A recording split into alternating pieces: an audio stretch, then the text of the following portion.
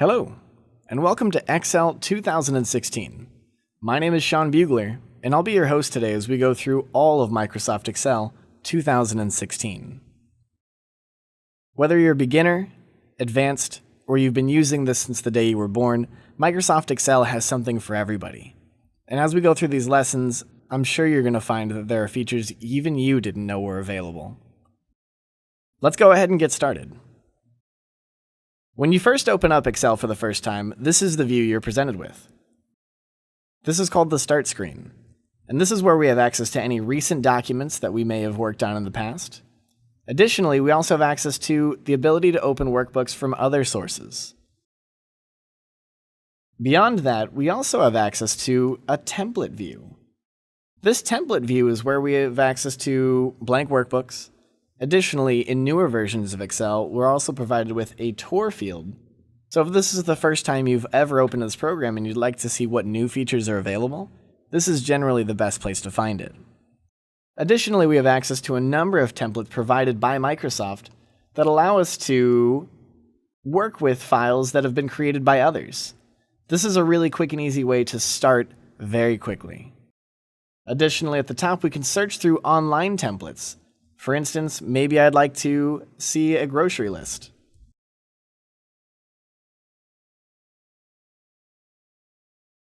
And you'll see that not only is there more than one, there are a couple, and they look very different from each other. Oh, a monthly meal planner. That might be something I need.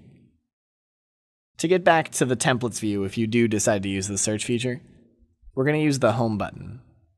But before I do, I'd like to point out that there are a number of categories. So if you're not entirely sure what it is that you're looking for, but you'd like to narrow it down just a little bit, you can always use the category selection field as well. So let's go ahead and dive in. I'm going to go ahead and start with a blank workbook. To select it, I'm simply going to click, and it's going to dive me right in. I know the inclination is to do a double click, but in 2016, that's not necessary. And with that, we are plopped straight into an Excel workbook. Go ahead and pause the video for just a moment here, and join me in the blank workbook view. So let's talk about the structure of Excel. If you've used Excel in the past, not a lot's changed. We still have access to the ribbon. For those of you who aren't familiar with the ribbon, it's this giant part of the screen right here, often considered to be our navigation pane. This is where we have access to all of our tools and feature sets built into Excel. So within that, we have Home, Insert, Page Layout, Formulas, and so on. Inside of each tab, we have access to something called command groups. These are small groupings of tools based on one of two sets of criteria. Either they manipulate similar content, or they do similar things. So either they work with some of the same subjects, or their actions are all very similar. For example, we have the clipboard, which is exclusively focused on cut, copy, and paste. Beyond that, we have access to the font command group, whose explicit purpose is to manipulate text. As we go on, you'll see me reference the command groups quite a bit. And as far as learning Excel goes, it does us well to remember these command groups are often named very intuitively. So for instance, focusing on the alignment command group, I could reasonably ascertain that we're probably going to be focusing on left align, right align, and so on. This is what's going to allow us to work with the alignment of the text. Hence, the alignment command group name. Each command tab has their own series of command groups. For my 2013 users, not a lot's changed. Frankly, there's not much at all that's changed. As we go through, you might notice a few things here and there, but don't worry. If you've invested a bunch of time in learning older versions of Excel, you're going to be just fine. The next thing I'd like to talk about is something that we've seen pretty much the entire time we've worked inside of Excel, but haven't given a lot of thought to. This can be found up in the top left corner. We usually know it as just the save icon or the undo icon because that's generally all we've used it for, but it actually has a name. This is called the Quick Access Toolbar. The Quick Access Toolbar provides us access to exactly that, a series of tools based on our needs. If you click on the drop-down arrow on the right-hand side of this, you'll see a list of provided tools: New, Open, Save, Email, and so on. If you're really observant, you'll notice that these checkboxes that already exist, directly correspond with the tools that are already available in the Quick Access toolbar. Save to save, undo and redo to undo and redo. So logic dictates that if I add a checkbox to a tool that doesn't have a checkbox, what'll happen? If you said it'll add it to the Quick Access toolbar, you'd be right. If I click New, voila! A tool to create new workbooks has just been added to my Quick Access toolbar. Now I hear what you're saying. Sean, I already know the keyboard shortcut for New. I don't need that. In fact, I don't need any of these tools. None of them really strike me as something that is imminently necessary to the point where I would need to put it up here. Well, I hear what you're saying. For my users out there who are curious to know what the keyboard shortcut for a new workbook is, by the way, it's Control-N. But again, I hear you. These might not necessarily be the tools that you need quick access to, but there might be a tool that you do. For example, you might notice in the font command group here, there's a blatant omission here, at least according to me. Of course, I'm talking about the strike-through tool. I do a lot of collaboration in Microsoft Excel, and you might too. The strike-through feature is a really useful tool. Or maybe there's another tool that you use all the time that you'd like access to. But if I click on this drop-down here, I don't see access to strike-through. But I do see more commands. If you notice on the right-hand side of more commands, you'll see that there's an ellipses. That dot dot dot.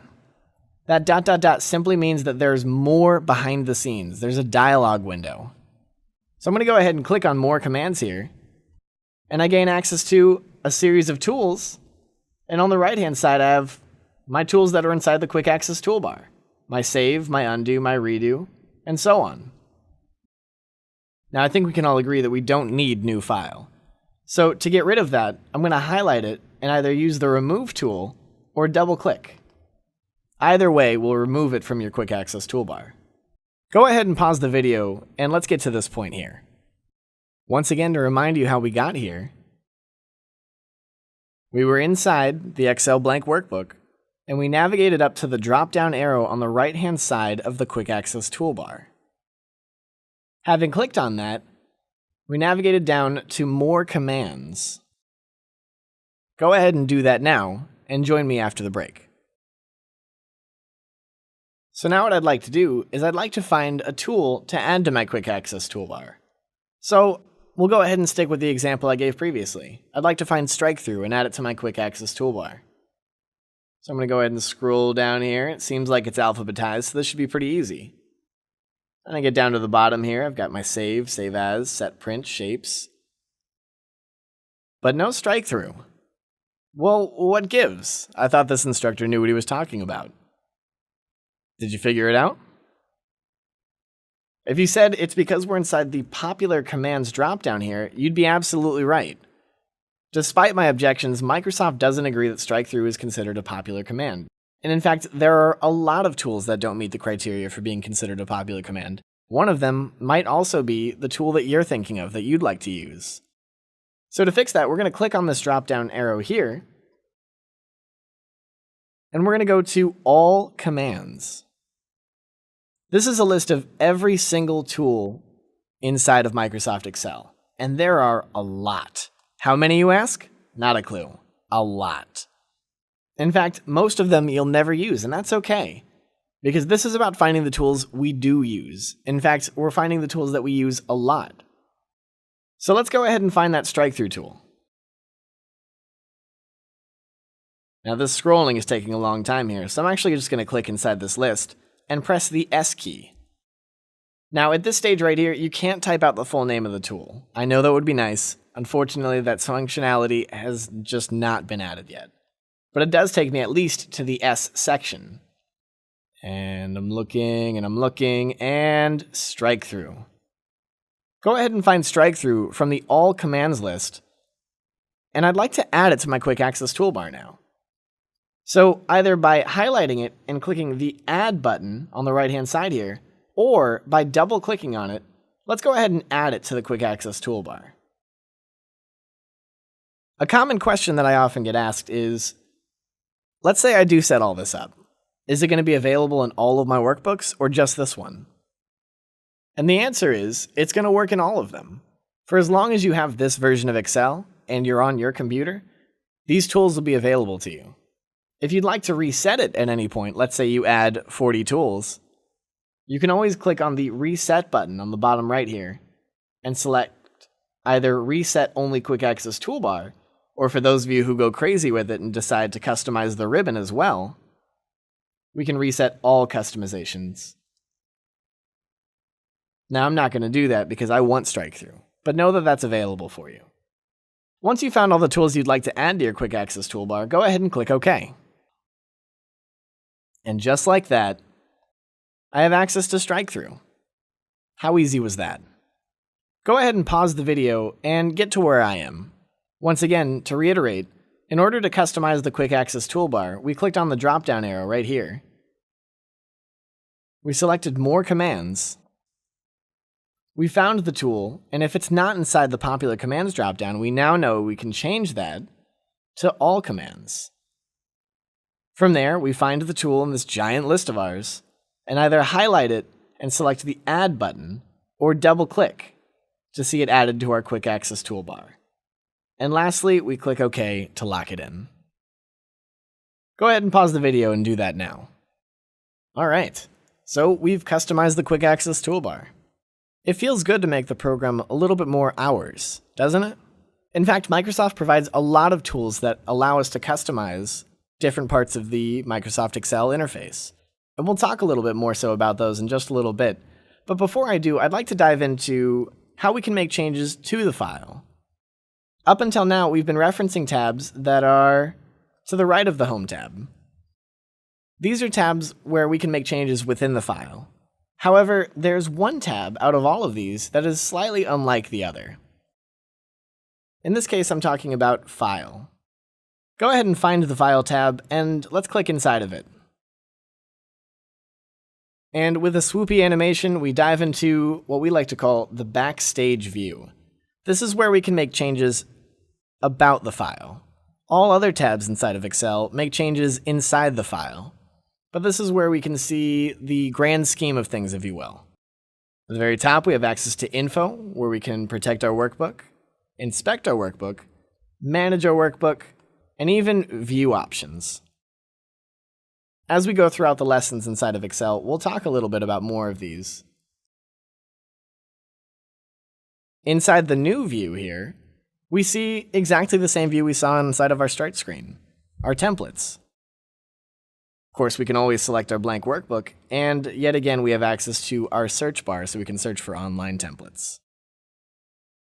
The Open tab does exactly that. It opens any workbooks that we may have available to us. And in 2016, it's easier than ever to open from online storage solutions. In this case, I have several OneDrive accounts connected, as well as a SharePoint site for those of you who operate inside SharePoint environments. Additionally, I also have access to files on my PC. And if I'm not sure, and I would just like to get to a more familiar view, I can always click Browse, and that'll bring up my Open view. Additionally, I have access to Save and Save As. However, because I've not saved this file yet at all, I can't use the Save button. For those of you who aren't sure what the difference is, Save As creates a new copy of a file that you may have already saved before.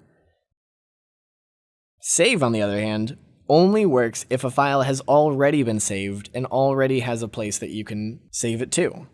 If you've never defined a save point, Save won't work, and it'll force you into the Save As view, as you can see by my clicks here. No matter how many times I click on Save, it forces me into the Save As view. Print brings us down into our Print Preview field, where we can make a number of changes before we select the final print. Inside of Share, we have the ability to work with a number of different features here, and this is kind of cool. We've actually seen some expanded options. We now have access to something called the Share with People. Now, there's another place that we're going to have access to this, but I'd like to point out here that before we can do anything, we have to save our document to a OneDrive location. Once we've done that, we'll be able to do just that, Share with People. And we'll talk about that in just a little bit. Within email, we can send as an attachment for those of you who have Outlook set up or another default file email solution. Clicking this button will open up Outlook, open up a Compose email, and attach that file all in one click, and that feels pretty good. We additionally have the ability to send as a PDF or XPS file. Additionally, we're seeing a resurgence in the Present Online feature. This allows us to present this program in a Skype meeting or conversation. For those of you who are working in environments that are going to be engaging in Skype for Business, this is going to be a really powerful tool. And lastly, we have Send by Instant Message. So, for all of you who work in corporate environments, if you've got Skype for Business already interacted, you can actually save this via Skype for Business, or for those of you who are more familiar with the older version of this link, to anyone on our network. Everyone gets a copy, and everyone gets an instant message. Underneath Share, we have Export. This allows us to either create it as a PDF or XPS file, or change the file type to a number of different options found here on the right. Where else do we have access to this? Well, funny you should ask. There it is right there. These are all things that we can do inside the Save As dialog box as well. Underneath Export, we have Publish, which is exclusively focused on Power BI, something that has newly been implemented out of the box inside of Excel 2016. Underneath Publish, we have Close, which will do exactly that. Don't click on this just yet. Underneath that, we have Account, where you can see information about the account here. And interestingly enough, we can also change the theme here.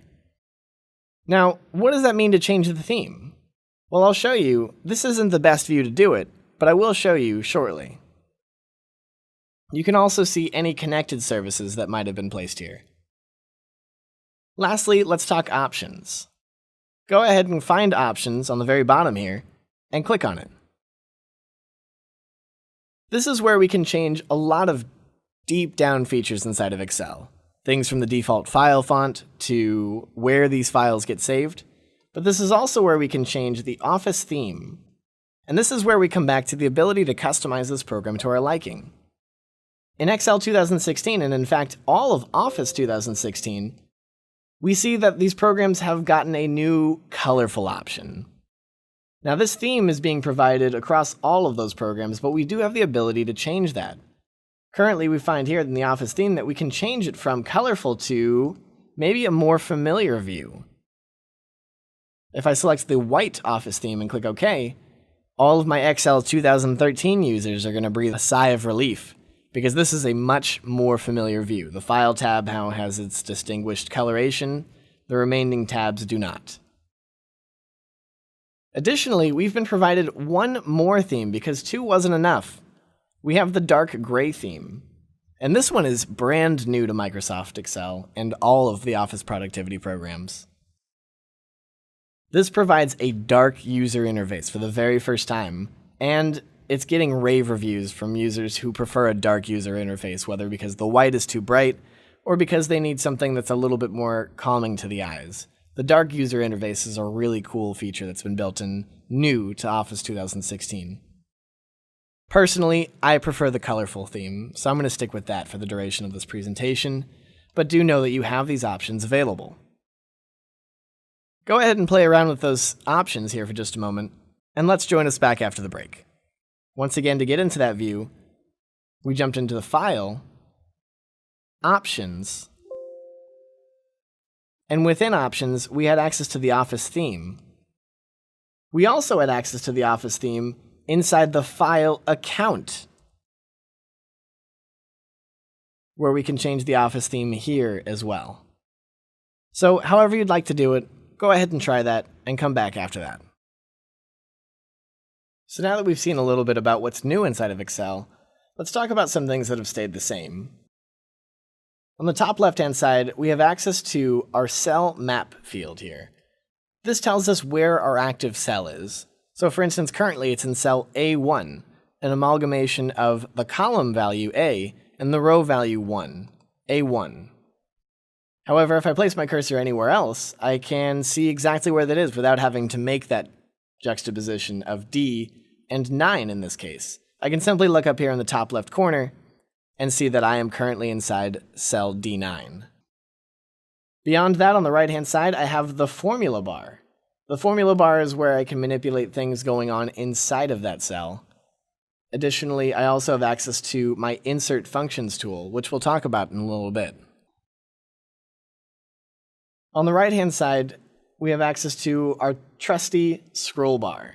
This is where we can scroll up and down, and if you'd like to, additionally, right and left, using these scroll bars found to the right and on the bottom. Simply by clicking and holding the scroll bar, we can do that, sliding to the left and right using the bottom scroll bar, or up and down using the right scroll bar.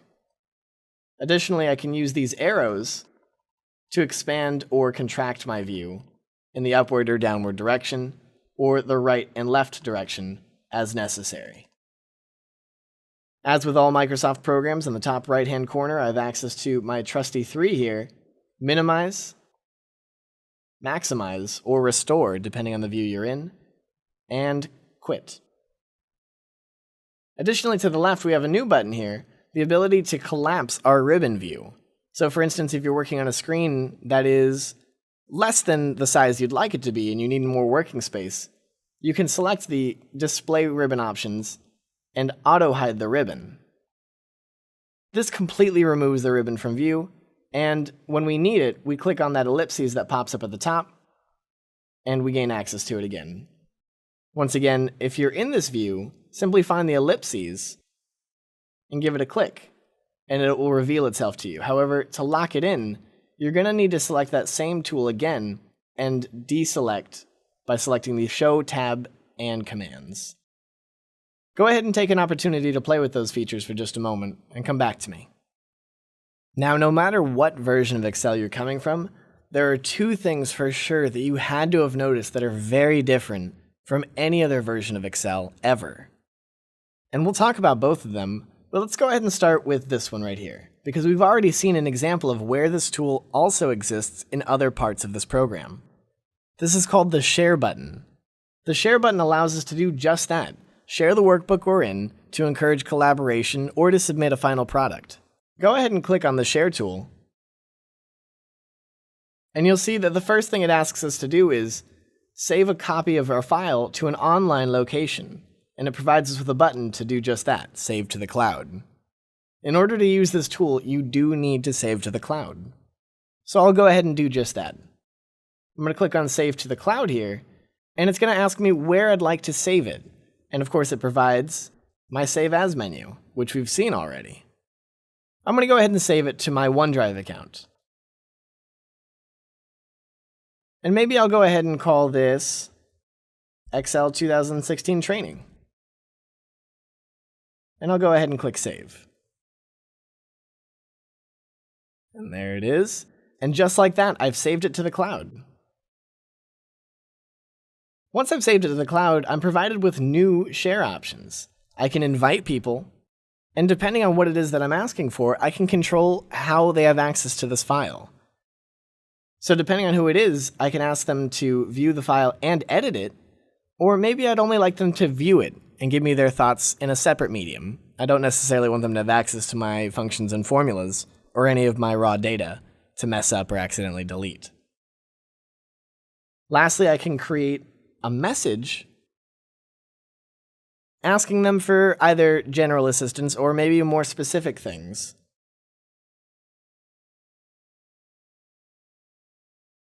At the very bottom here, we have access to anybody who has already been shared this file. Currently, I'm the only one, and you can see, as denoted by the owner tag, that I'm the only person that has access to this because I'm the one that created it.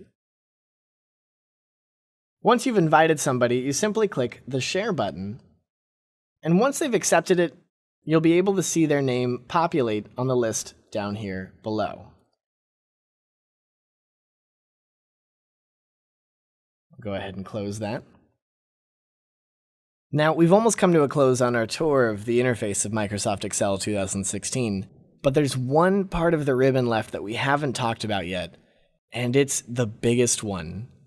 In fact, it's the biggest change to ever come to the Microsoft Office ribbon since the introduction of the ribbon. It's called the Tell Me bar, and it's indicated by a light bulb followed by the phrasing, "Tell me what you want to do." Now, I know that sounds a little vague and a little too open, but that's because this tool is so powerful that that's all it needs is for you to talk to it. For instance, let's say I don't remember how to insert a column. So in this field right here, I'm just going to go ahead and click inside and say, how do I insert a column? And check it out. The tool that pops to the top of the list is the Insert tool. And it's not just what that tool is. Oh, lost it there.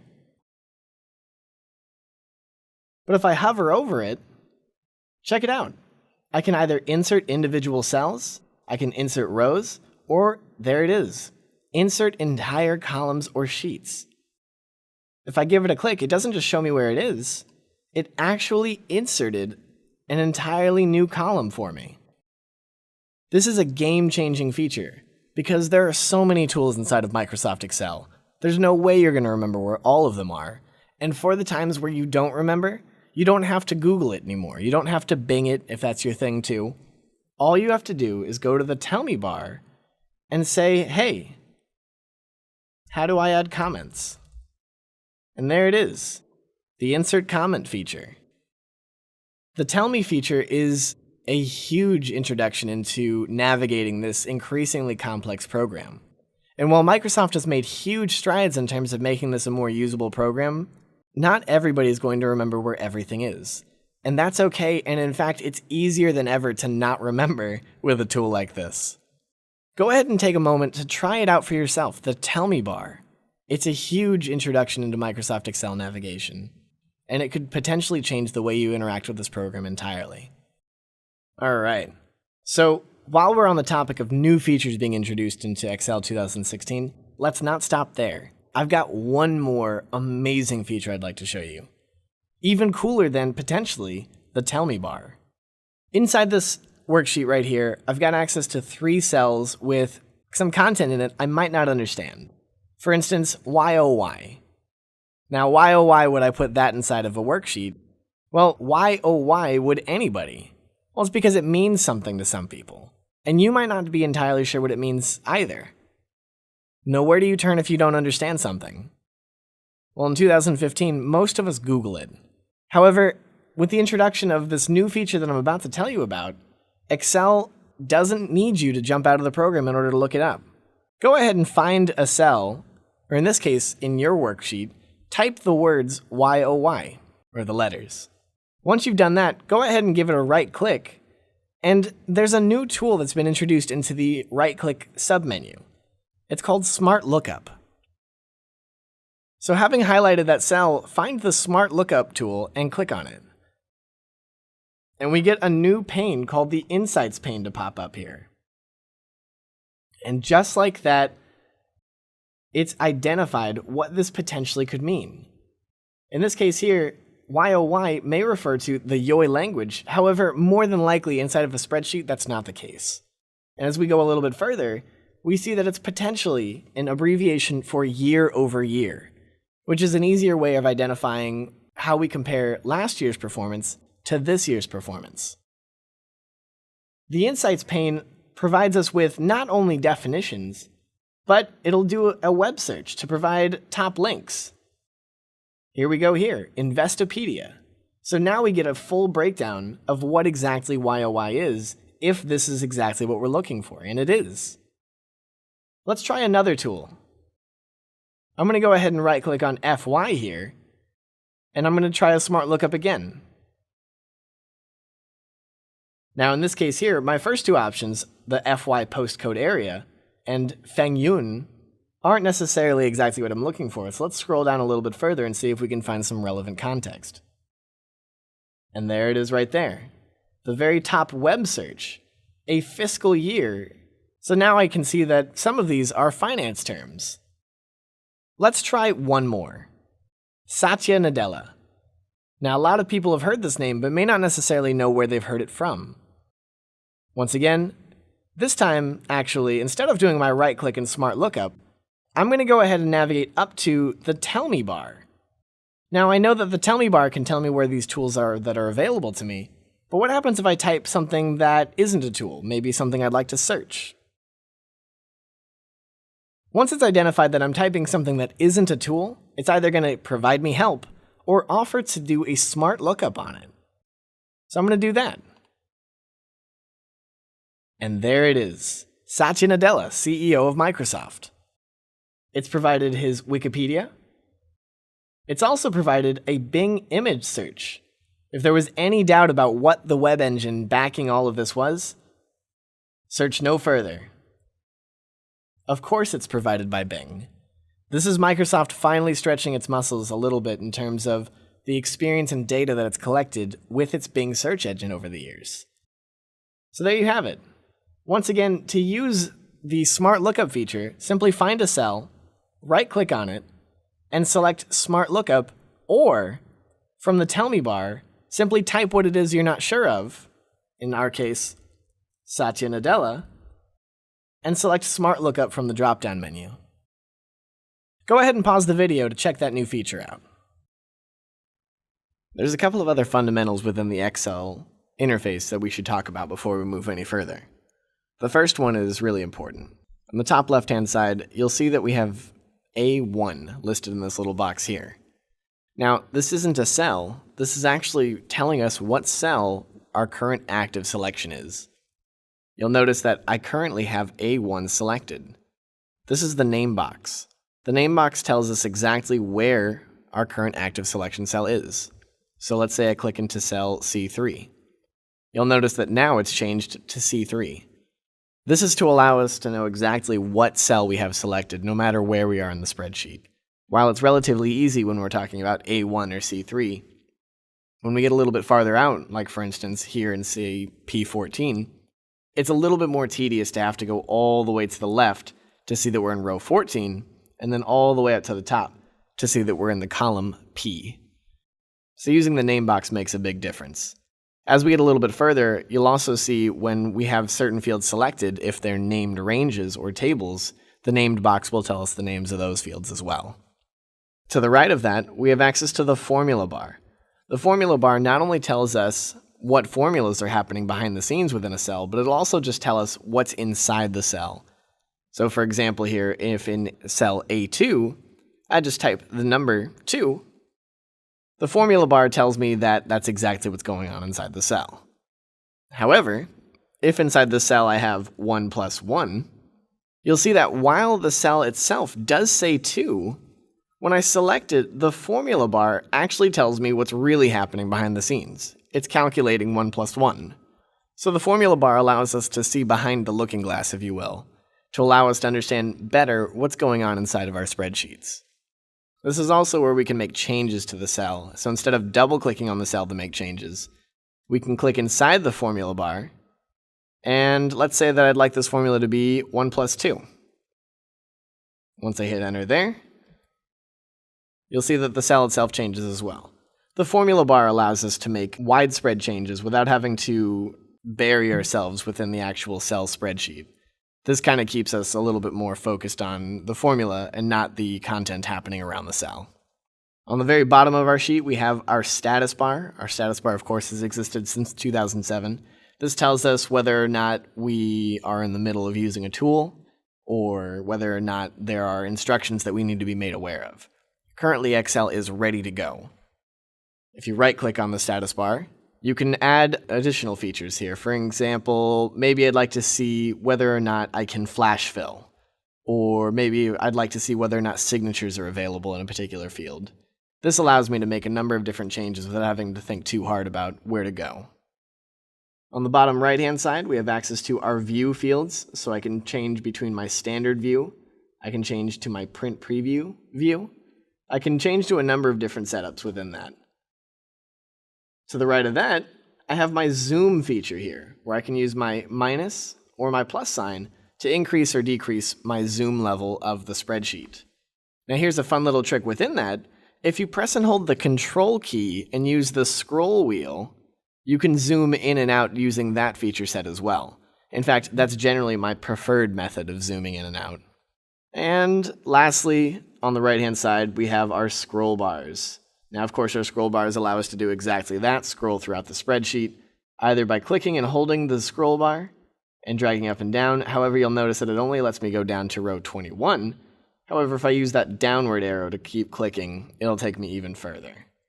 Additionally, the same methodology applies to my down scroll bar here, allowing me to scroll from left to right. However, once again, you'll see that it only lets me go as far as column R unless I use my arrows, in which case it allows me to go even further. So there you have it. Go ahead and take this opportunity to try that out and explore the interface a little bit more so before we carry on. There's a lot of different ways to navigate within Microsoft Excel.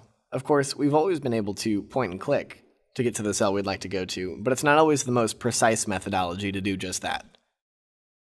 Alternatively, we've always also been able to use the arrow keys. So let's say I'd like to go down a cell. Simply tapping on the down arrow key allows me to do just that. Tapping on the right arrow key allows me to go to one cell to the right. Tapping on the up arrow key allows me to go one cell up. And the left arrow key allows me to jump to the cell to my left.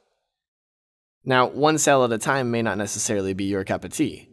For example, maybe you'd like something a bit more extreme that allows you to jump to the furthest reaches of a data set.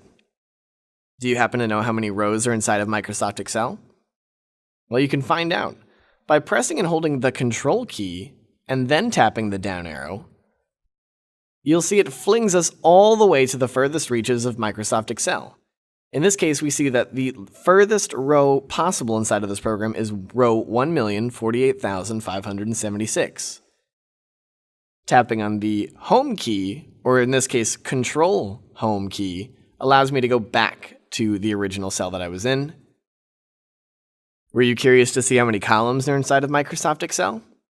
Well, we saw that the right arrow key by itself only takes us one cell to one cell. But pressing and holding the modifier key, the Control key, and then tapping the right arrow key flings us all the way to column value XFD. That's pretty far out. Hopefully that's enough cells for you. Once again, I'm going to press and hold the Control key and tap the Home key, and this is going to bring me back to cell A1. So a couple of different ways to navigate within the spreadsheet. Additionally, we're able to select cells in a number of different ways, either using the mouse by clicking and dragging. But again, this might not necessarily be the most precise methodology. We saw that pressing and holding the Control key enhanced our arrow keys. What about the Shift key? Well, if you press and hold the Shift key and use the arrow keys, you'll see that I'm able to select multiple fields of cells. Now I'm tapping the down arrow key in this instance. And once I've done that, let's say all the way down to row 10, let's say I'd like to expand outward to column F. So I'll tap my right arrow key twice, and you'll see that it selects the values as necessary. All really quick and easy ways to navigate throughout the Microsoft Excel spreadsheet. Go ahead and pause the video and try that for yourself. We're starting to see that pressing and combining keys allows us to enhance the feature sets of our keyboard. These are called keyboard shortcuts, and they're really popular among power users and the average everyday users alike. Let's talk about a couple of other ones that we have available to us. For example, let's say I'd like a new workbook. Well, I could go to the File tab and select New, and then pick the template from there. However, that's a lot of steps, when all I really need is a blank workbook. By pressing and holding the Control key and tapping the N key, you'll see that it's jumped me into a brand new Excel workbook. I'm now in the generic workbook, Book 2. Let's say I'd like to open up a file that I already have saved somewhere. Well, if Control N for New creates a new workbook, any guesses what the keyboard shortcut for Open would be? If you're saying to yourself Control O, you'd be absolutely right. Once again, by pressing the modifier key Control and tapping the O key, you'll see it flings us into the Open dialog. This is where I have access to any recent files I might have been working in, any online cloud drives I might have access to, or any files I have on my PC. So if Control N for New creates a new workbook and Control O opens up a new workbook, any guesses what Save is? If you said Control S, you'd be absolutely right once again. Good guesses. By pressing and holding the Control key and tapping the S key, you'll see it flings me into, well, this is interesting, the Save As dialog box. In case you missed out on this when I mentioned it earlier, when you haven't saved a file before, it forces you into the Save As dialog box. So let's say that I'd like to save as now. I'm going to go ahead and create a location because, of course, save can't create a file, only Save As can. So I'm going to go ahead and save mine to the desktop and call this practice save. So now that I've saved my file, I'll try my keyboard shortcut Control S again, and nothing happens. At least not as far as I can tell. But it is actually saving my file. We just can't see it now because save is doing its job. It's just overwriting the existing file. Now with that being said, what's the keyboard shortcut for Save As? What if I don't want to overwrite my existing file? I'd like to save it as a new copy. Well, in this case here, up until now, we've been served some softballs with these keyboard shortcuts. Control N is new, Control O is open, Control S is save. So what's Save As? It's not Control SA. It's actually just the F12 key. So if you tap the F12 key, it'll jump you straight into the Save As dialog box. This is also where we can save this document as any type of file that Excel is capable of exporting into. Here in the Save As type, you'll see that it's currently saving it as an Excel workbook. If I click on that, you can see all the different types of documents that I'm able to save this Excel spreadsheet as. I can save it as a workbook. For my power users, I can save it as a macro-enabled workbook. For those of you who work with organizations or divisions that might have older versions of Microsoft Excel, they can't read the newer versions of Microsoft Excel workbooks. Anything from 2007 on can't be read by a Excel 2003 or earlier version of Excel. So in those instances, we might actually need to save it as Excel 97 to 2003 or the .xls document workbook. We can save it as a web page. When we get a little bit farther into these lessons, you'll see that we have the ability to save these documents as templates. Now, there's a lot of other options within that here, and of course, I encourage you to explore the ones that make the most sense to you. One that, of course, I'd be remiss to not point out would be the PDF and XPS file formats, allowing us to save these documents in the PDF file styling. So we see that we have a lot of different ways that we can export this workbook. In this case here, I'm going to go ahead and leave it alone. Go ahead and take this opportunity to practice a couple of those keyboard shortcuts. We'll be introducing them as we go along throughout this lesson, but it's important to note that quite a few of these file tools do have keyboard shortcuts. In case you're ever not sure if a tool does or does not have a keyboard shortcut, if it's inside the ribbon here, for instance bold, just go ahead and hover over it, and you'll see that bold, immediately to the right of that, has Control B in parentheses. This allows us to see that it has a keyboard shortcut. So if I try the Control B keyboard shortcut, it would bold the text that I have selected. Many tools have keyboard shortcuts, so I do encourage you to just highlight some of these. For instance, fill color does not. However, making text bigger, in this case, does not as well. There's one, Control U for underline. Go ahead and pause the video for just a moment and try some of these keyboard shortcuts out, and maybe try to see if your favorite tool has a keyboard shortcut all on its own. All right, welcome back. So we've spent a lot of time talking about the basic user interface of Microsoft Excel. And you might have seen that up until this point, we haven't done a lot of typing inside of the actual spreadsheet. Well, that stops now.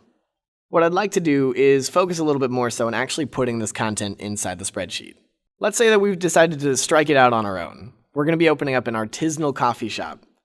I live here in San Francisco, and if there's one thing this city totally needs another one of, it's an artisanal coffee shop. We'll go ahead and start with the actual name of our business. I'm here in cell A1, and I'd like to just put the name of the business in here. Now, I can't think of a better artisanal coffee shop name than the one on the tip of my tongue here, Birch & Sons. Actually, it's 2015. Birch & Daughters. There we go. So I've got my Birch & Daughters coffee shop. Now, when I finished typing, I tapped the Enter key, and you might have seen that my cell jumped down to A2. The reason being is that the enter key is actually the equivalent of a down arrow key, especially when you're inside of a cell. Now with that being said, you can also go to the right instead by tapping the tab key. So by tapping the tab key, you can finish typing content inside of a cell and go one cell to the right, or again, the enter key to go down. Now within that, you can also go one cell up by pressing and holding the shift and then tapping the enter key. So if the tab key pushes us off to the right and the enter key pushes us down, but the shift enter key brings us back up, what do you think shift tab will do? Well, if you said it's going to bring us to the left, you'd be absolutely right. So once again, the enter key brings us down a cell, the tab key brings us to the right, the shift tab key brings us back to the left, and the shift enter key brings us one cell up. Now let's say that I'm not done with this name here. I'd say that Birch & Daughters isn't the full name. Maybe I'd like to add the word coffee shop to that. If you saw the name Birch & Daughters, you might be curious as to what kind of business that would be too. So if I'd like to add new content into the cell without double clicking on it, or going up to the formula bar, both of which are things I could do, I'm going to simply tap the F2 key, and the F2 key is going to bring me back into that cell at the very end. You'll see that my cursor is now active, and I can go ahead and add the rest of my content. And I'll go ahead and type space coffee shop. Now, if I'm done typing inside of a cell, but I don't want it to drop down or go to the right or go up or to the left, I can press and hold the control key and tap the enter key, and it will keep my active cell inside the content without having to jump down or go to the right. So again, if you don't want your cursor to move, but you're done editing the cell, press and hold the control key and tap the enter key. Go ahead and pause the video and get to this point with me.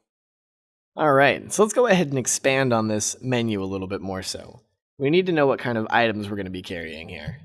So I'm going to go ahead and type items in cell A3. I'd like to drop down, so I'm going to tap my enter key. And I definitely know that a coffee shop probably is going to carry coffee. Probably going to carry tea. And then maybe a couple of food items. We'll say bagels, crumpets. For all of my tea drinkers out there, I know you're about your crumpets. And additionally, I'd like to go ahead and enumerate the price here. So how much is our coffee going to cost? Well, this is an artisanal coffee shop, so we're probably talking, let's say $4. So I'm going to go ahead and type 4.00, and I'm going to hit enter. Where did my .00 go? Well, we'll talk about that in just a little bit, but I do want to point out that despite the fact that I did type 4.00, that went away. Let's talk about tea. How much is our tea going to cost? Let's go ahead and say $3.50. Once again, I'm going to go ahead and type 3.50, and I'm going to hit enter, and, now wait a minute. I definitely typed a 0 right after that 5, and I know I typed 2 zeros after that 4. So what's going on here? Well, the problem is Excel is trying to keep these cells as simple as possible. And one of the ways it does that is by removing zeros that might go on forever. For those of us that remember algebra, you might have been taught that every number has zeros after it. 4.00000000 is still just the number 4. And in fact, all numbers have that decimal-based valuing after it. In order to make sure that this is the simplest presentation of these numbers, Excel actually removes those zeros. To fix that, we have to change the number formatting. We actually have to tell Excel what kind of number this is. So there's a couple of different ways we can do that here. Now, I'm going to go ahead and select that 4, and I'm going to right-click on it. Now, where can I format the settings for this? There. Format cells. I'm going to go ahead and click on Format Cells, and it jumps me into the number formatting settings. So what kind of number is this going to be? Is it just going to be a regular number? Maybe. Or is it going to be currency? Notice it actually affixed the dollar signs to it. This is exactly what I want, so I'm going to go ahead and apply my currency and click OK. Much better. Now I've got my .00 afterwards, but I still don't have it here. The reason being is that I only made that change to that one cell. We have a saying at Learn It, and it's that you've got to select to effect.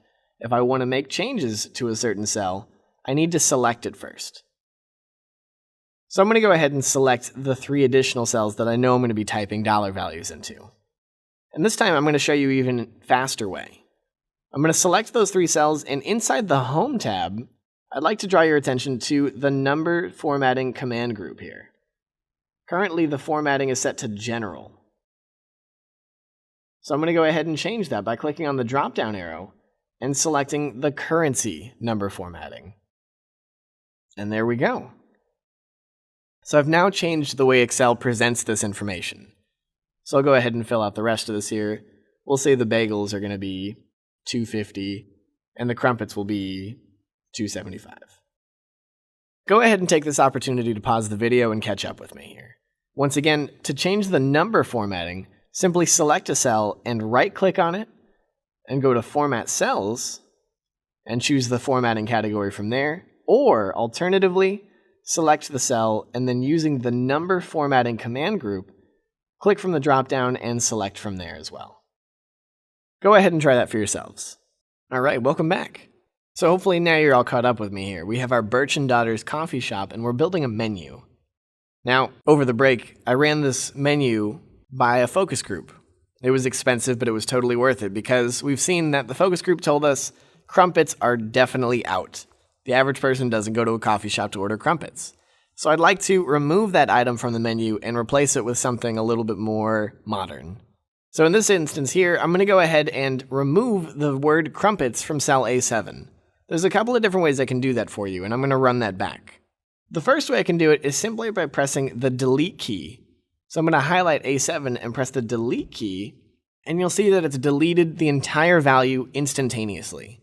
So that's one way to do it. I'm going to go ahead and undo that so I can show you another way. To undo, you can either use the undo button on the top left corner, or alternatively, you can press and hold the control key and tap the letter Z. Either way will work. So once again, you can either press the backspace key or the delete key to delete a value, or let's say that I just like to replace the value. Maybe crumpets aren't going to do so well, but biscuits, a more common iteration of crumpets, might be, or English muffins. Let's do English muffins. So to replace crumpets, I'm simply going to start typing. I've got A7 selected, and I'm just going to start typing there. English muffins. And once I'm done, I'd like to get out of the editing field here, but I don't want to leave the cell.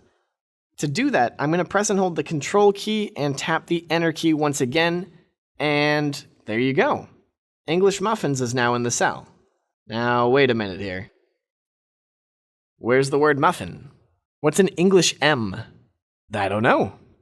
What's happened here? Did I just lose all of my content? Well, the answer is complicated, but we'll break it down here.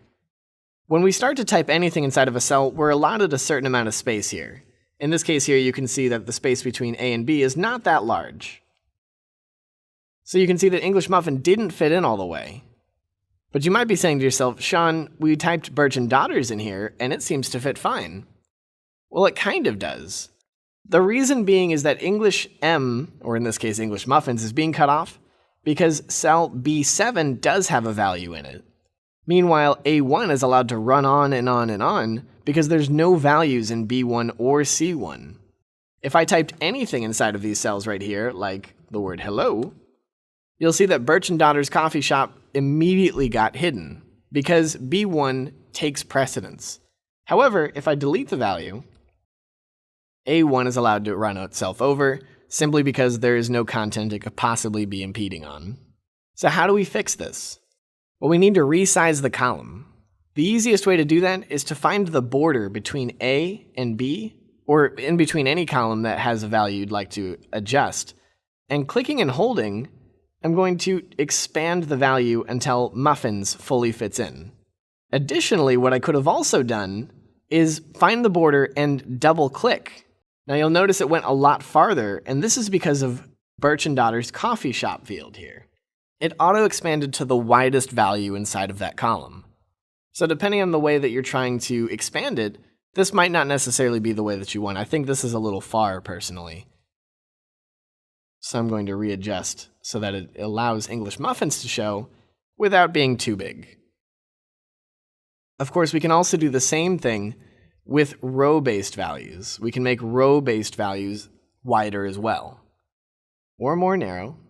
Once again, by finding the border between any two rows, you can double-click, and it will auto-fit based on the content of the cells in the rows. Go ahead and pause the video and try that for yourself. All right, so we've had some opportunities to enter content and edit content if we need to. Now, let's go ahead and talk a little bit more about what we can do with this data once it's input. Now, I've gone ahead and I've added data for weeks 1 through 4 in terms of total unit sales for coffee, tea, bagels, and English muffins. So this is great. Our business is successful. We're making it. But we don't know exactly what's going on with all of this data. At this stage, all we know is how much we sold in any one week for any one of these particular items. There's not a lot of questions we can answer with this data just yet. For example, maybe I'd like to know the total amount of units I sold in week 1 completely. This might give me a better idea of how many customers I might have had, or how many individual transactions I might have had. So let's say I would like to calculate the total unit sales for week 1. Placing my cursor in cell C8 here, what I'd like to do is calculate all of the values directly above. Now, for those of you who have used Excel in the past, I'm sure you know the ability to type equals and add up all of these different values. But before we get to all of the hand typing, I'd like to show you some automated options that we have available to us. In particular, I'd like to introduce to you the AutoSum tool. So go ahead and let's place our cursor in cell C8, and I'm going to go ahead and just click the AutoSum button. When I do, it actually does exactly that. It auto-sums up the values directly above it. It's made a guess as far as what the values I'd like to add together are. In this case, it's identified cell C4, 5, 6, and 7 as those values, and it's saying, hey, do you want to sum those up? It's guessed right, so I'm just going to go ahead and tap the Enter key. And you can see that I sold in week 1, 1,625 units. Let's go ahead and do the same thing for weeks 2 through 4. Once again, I'm going to place my cursor in cell D8 and click the AutoSum tool. It's going to select all of the values that I think it's going to be adding together. But if I'd like to edit it, I can always just highlight the content myself. Now in this case it's right, but let's say it's wrong. Let's say it only guessed that one cell. I can click and drag and fix it. Now once I'm done here, I could tap the Enter key again, but I'd like to get just to the next cell to my right. Who remembers the key that I used to go one cell to the right? If you guessed the Tab key, you'd be absolutely right. I'm going to go ahead and tap the Tab key, and it's going to take me right over. You can see week 2 was definitely better than week 1. Go ahead and take this opportunity to apply AutoSum to weeks 3 and 4. All right, so far we've calculated the total unit sales for weeks 1, 2, 3, and 4 using the AutoSum feature. What I'd like to do now is find out the total amount of coffee that I sold in this particular month. To do that, I'm going to place my cursor in cell G4. And in the same process here, what I could do is use the AutoSum feature. And the AutoSum feature prevents me from having to go through the tedious process of typing an equal sign, typing the word sum with an open parentheses, and then saying C4 plus D4 plus E4 plus. You can see how this is really tedious even just to watch me do that. So again, I'm going to go ahead and use the AutoSum tool.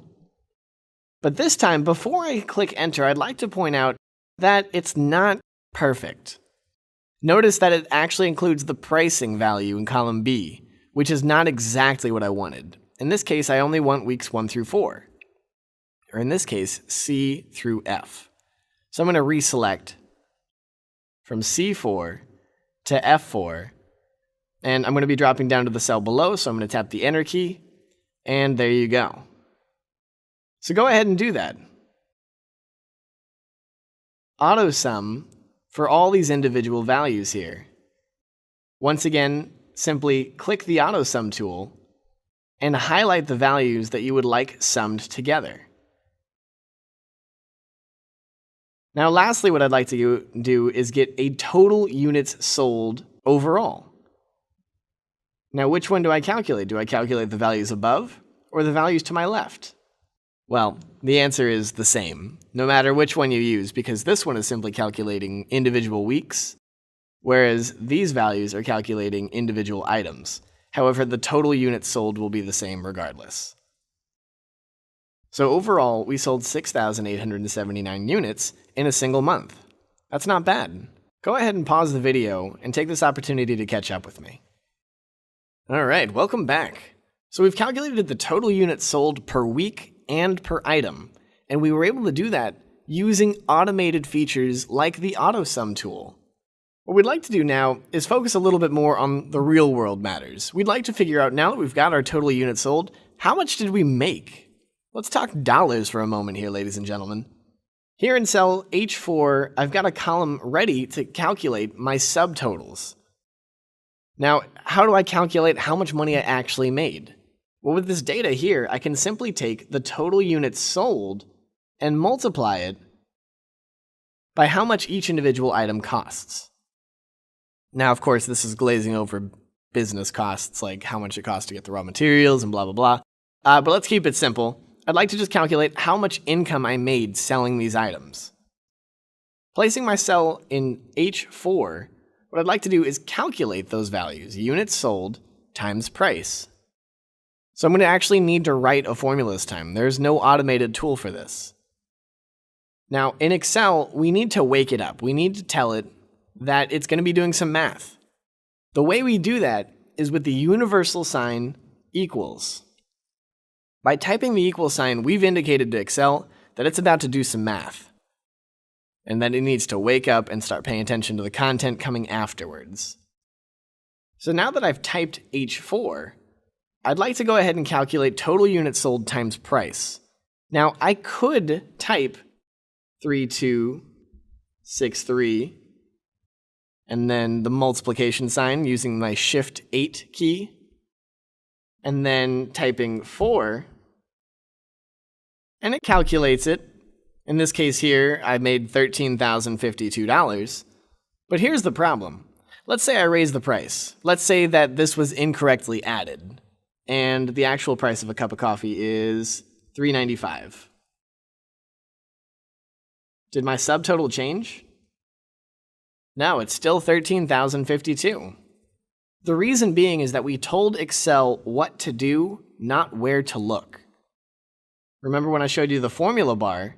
If I click inside this cell right here, I can see that the formula isn't looking at this cell right here to see if it's changed. It still says 4. So how do we fix that? How do we future-proof a formula to account for data changing? Well, first things first, let's go ahead and delete that value in cell H4. And I'm going to start over with my equal sign. And this time, instead of telling Excel that it's going to be multiplying 3,263 by $3.95, I'm simply going to tell Excel where to look to find those numbers.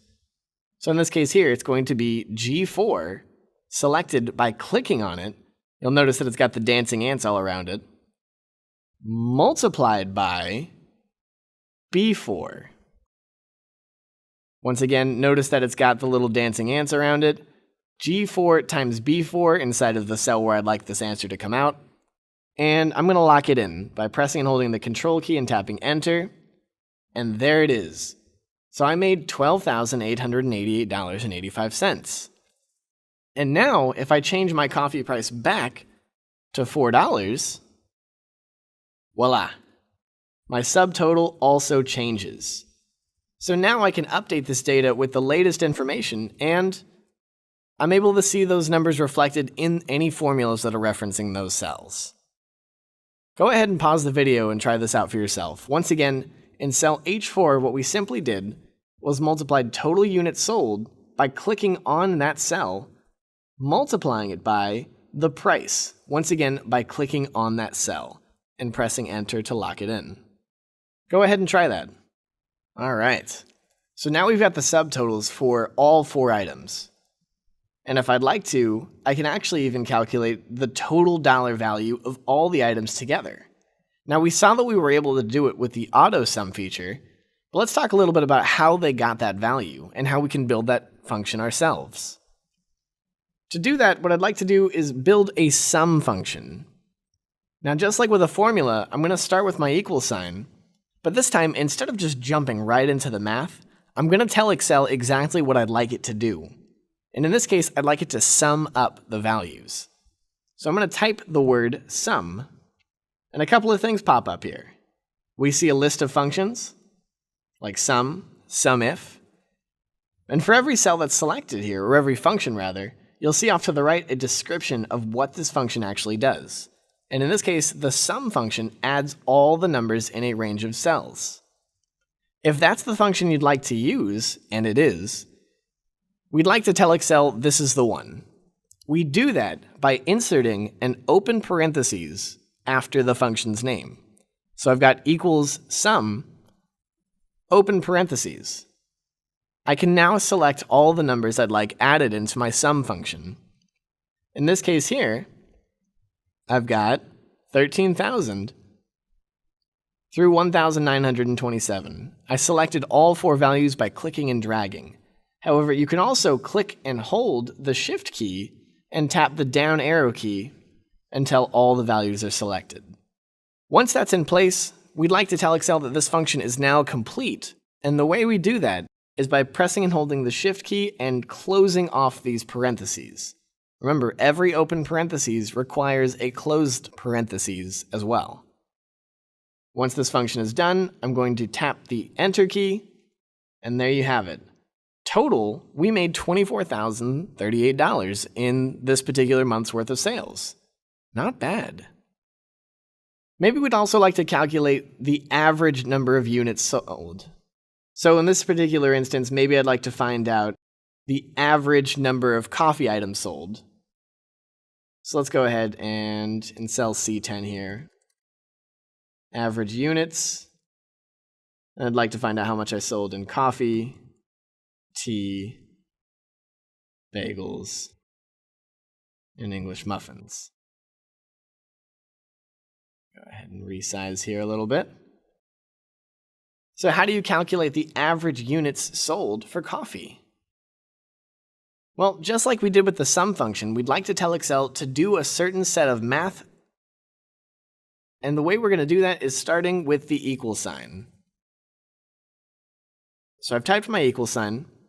And this time, instead of typing sum, I'm going to go ahead and type average. Once I've done that, I'd like to tell Excel, yeah, this is the function I want to use. And I'm going to open up these parentheses.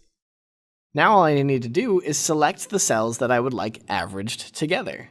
In this case, I'm averaging coffee, so I'm going to select weeks 1 through 4 of coffee and close the parentheses. Tap Enter to lock it in, and I can see that the average number of units of coffee sold in any one particular week is 815 units. And if I highlight this cell, I can see in the formula bar, there's that function that I built. Go ahead and pause the video and catch up to me here. Let's calculate the average units for all 4 items. All right, welcome back. So at this stage, we've calculated the average unit sales of each individual item. We've calculated the total units sold of each individual item. And using that information, we were able to calculate the subtotal dollar value, the actual amount of money we earned selling these items. So let's keep on keeping on with some of this math. What we'd like to do now is maybe calculate the total amount of taxes that we're going to need to set aside for federal and state and local taxes. To do that, we're going to need the help of our tax rate field up here at the top. Now here in San Francisco, our tax rate is about 8.75%. So we'll be using that value. If you'd like to substitute it for your local sales tax rate, you're more than welcome to. Here in column I, I've got a taxes field. Now to calculate taxes, I'm simply going to multiply the total items, total dollar value made by the tax rate. So in this case of coffee, $13,052 multiplied by 8.75% to get the total amount of taxes I need to pull out. So let's go ahead and do that. Once again, to start any function or formula, I'm going to need to kick it off with an equal sign. And I'm going to go ahead and select cell H4 and multiply it by 8.75%. Enter to lock it in, and I can see that the total amount of taxes I need to set aside is $1,142.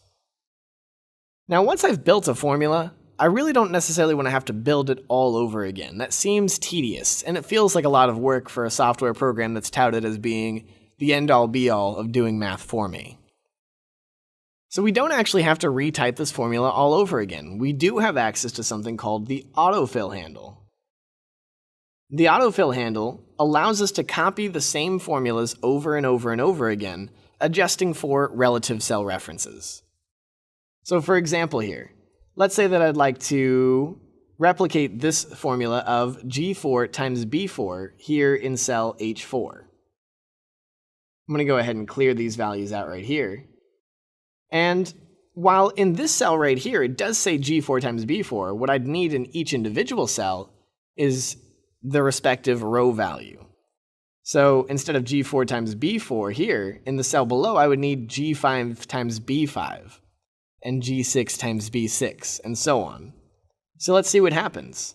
To engage the autofill handle, I'm going to need to find the little green box in the bottom right corner of my active cell. Hovering over it, you'll see that my fat white cross turns into a thin black cross. Hovering over it, you'll see that once I've got that thin black cross, I'm going to click and hold and drag down to fill the respective cells that I'd like to copy. Notice that the green box is expanding, although no values have appeared yet. Once I release, notice all of the cells' values auto-populate. So it surely did. G5 times B5, G6 times B6, G7 times B7. Great. So let's go ahead and do the same thing with taxes. Once again, I'm going to hover over that little green box in the bottom right corner and click and drag and release. Whoa! That is not what you expected, is it? What went wrong? Well, a lot went wrong here. Let's go ahead and talk about it here. Now, here in cell I4, I see the formula is exactly what I built it out to be. H4 times H1, or the subtotal times the tax rate. Let's see what the cell below it says. H5, or the subtotal, times H2. H2 has nothing in it. Oh, I see. So just like in the formula before, when I autofilled down, G4 times B4 became G5 times B5, this formula's value also increased. When you autofill down row by row, the row value, in this case right here, 4 and 1, both increase by 1. This is called relative cell referencing. When you autofill down, it continues to reference those cells relatively based on the positioning of the cell formula. We do, however, have the ability to control that a little bit more so. By selecting the cell that we'd like to lock in this case here, what cell do we not want to change ever? H1. We don't want the tax rate to ever stop being H1.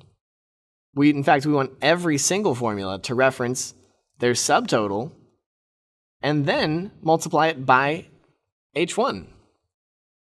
So to lock that in, we need to absolute reference this cell, meaning that we will always absolutely reference that one point in the spreadsheet. To do that, we're going to engage the F4 key. So by selecting H1, the cell I don't want to change, I'm going to tap my F4 key, and you'll see that now H1 is surrounded by dollar signs. Once you've done that, go ahead and lock it in by tapping the Enter key. And you'll see that the formula itself didn't change the result. It's still 1,142. But I fixed it, right? All the other cells should be good? Well, unfortunately not. Autofill is a one-time deal, meaning that if I go from cell to cell here, you'll see that they're still referencing H2, H3, and H4. If I would like to replicate this style of formatting to all the other cells, I'm going to need to autofill down again.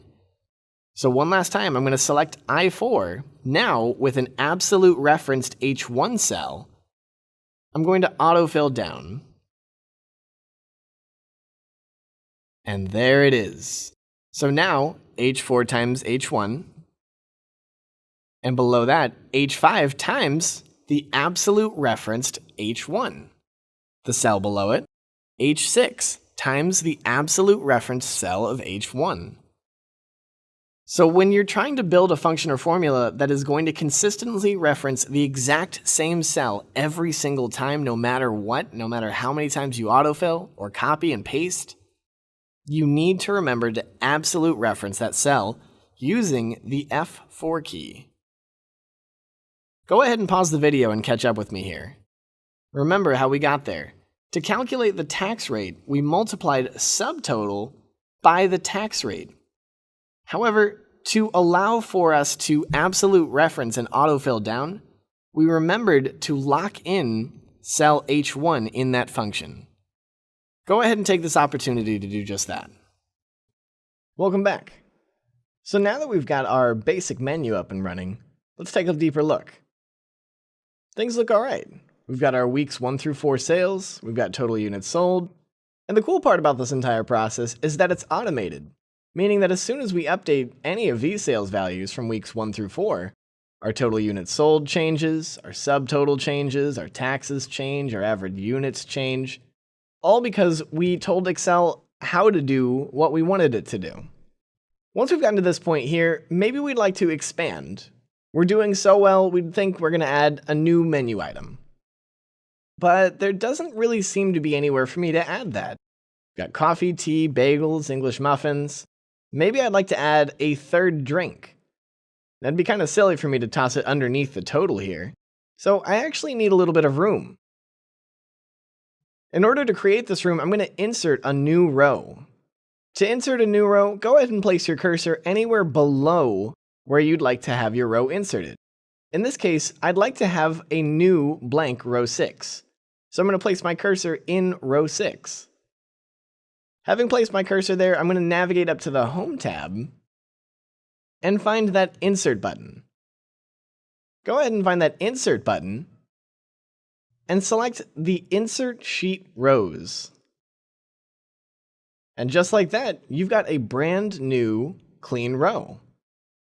Now, we could have also simply right-clicked on the row number 6 and selected Insert as well.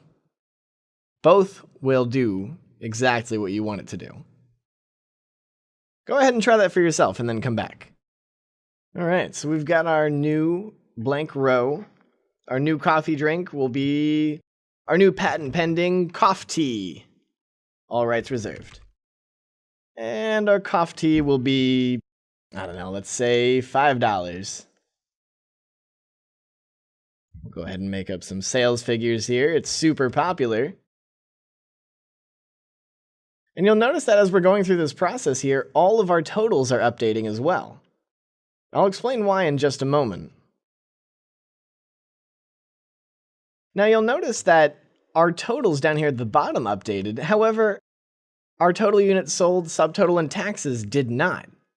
The reason being is that when you insert a row where there's an existing range of summation, in this case we were already summing up these fields right here, when we inserted a row in the middle, we stretched out that range.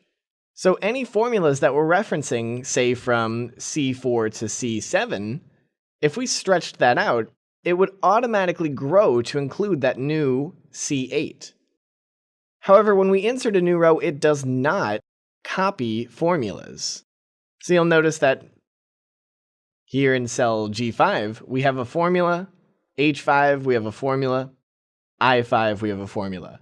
Those will not copy when you insert rows, so it is important to keep that in mind. Fortunately, we have our autofill technique, or by highlighting both one row that does have the formula and one row that does not, using the keyboard shortcut Control-D, we can bring that down. Once again, the way we did that was by selecting a cell that already had the formula in place that we'd like to copy, and then autofilling down, using that little green box in the bottom right corner of the cell. Now that we've done that, let's say we'd like to add a couple of columns in order to give ourselves some breathing room. I think I'd like to have maybe let's say 3 columns of space, just to kind of give myself some room. Maybe I'd like to have this field reserved for notes about the week or the month. To insert a column, it's just as easy as it was to insert a row. Simply place your cursor where you'd like there to be a new column, and then here in the Insert tab, in the Home tab, find that Insert dropdown, and select Insert Sheet Columns this time. Now that works for just one column at a time. However, if you'd like multiple columns, let's say I'd like 2 additional columns inserted, highlight 2 columns, in this case column A and column B, right-click, and select Insert. And you'll see now that 2 columns were inserted. Go ahead and try that for yourself and then come back.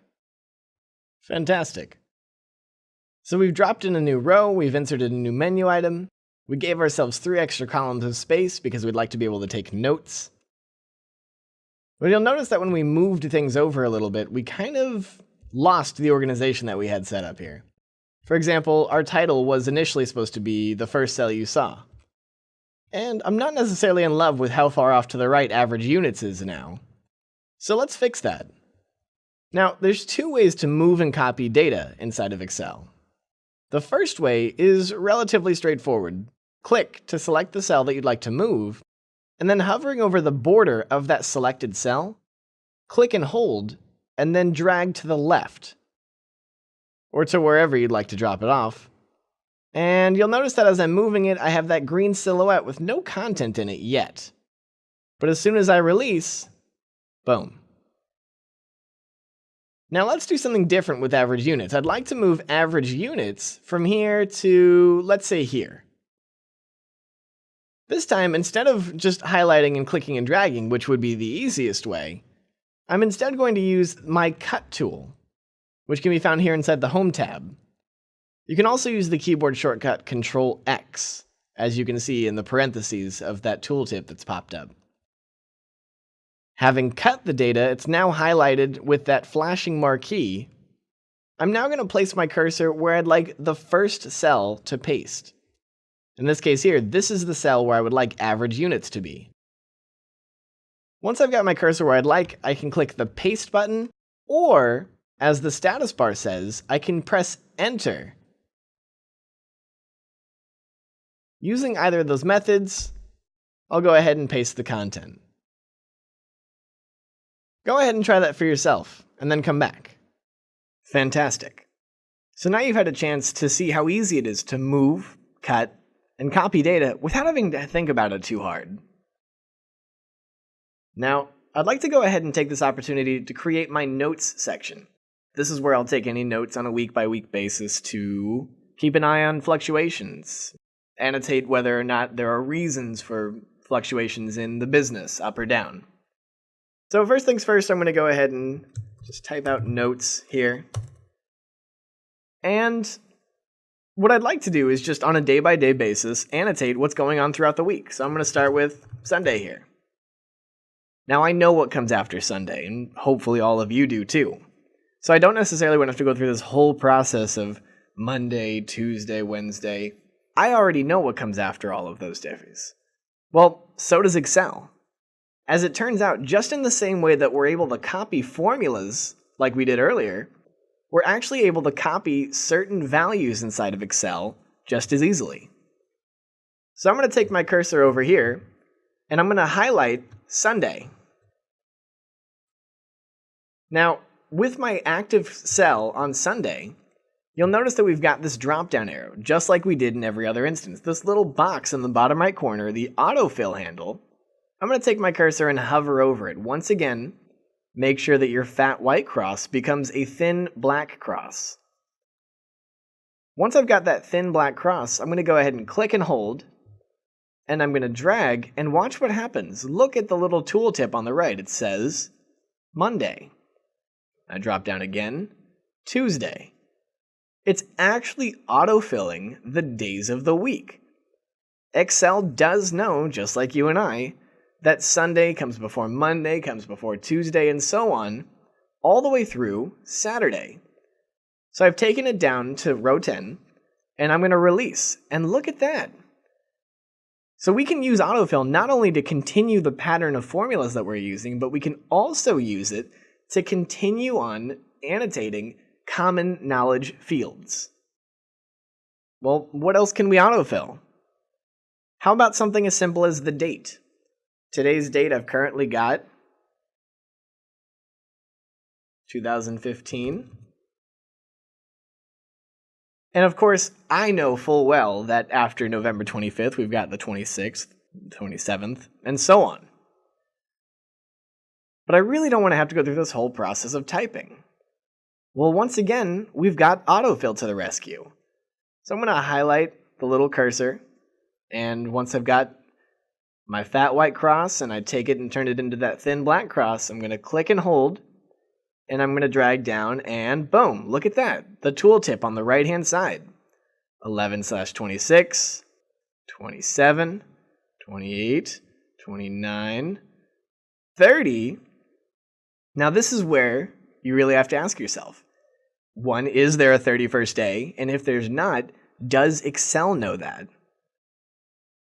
Boom. Look at that. I'm going to go ahead and release. Excel actually knew that there isn't a 31st day in November, and so it jumped straight to December 1st. Autofill can really save you a lot of time with just these little micro decisions, these little micro checks to see whether or not you're putting in the right information. Or if it's such common knowledge that it's beyond mundane, autofill can alleviate the whole process and tedium of having to do something that simple. Go ahead and take this opportunity to try this out for yourself. Go ahead and type a familiar common value, like Sunday, or better yet, maybe it's abbreviated value of sun, and autofill down and watch what happens. You can also use the months of the year, like January, or their abbreviation of Jan. It's pretty cool. Pause the video and take this opportunity to try it for yourself. We've got a pretty good looking worksheet here.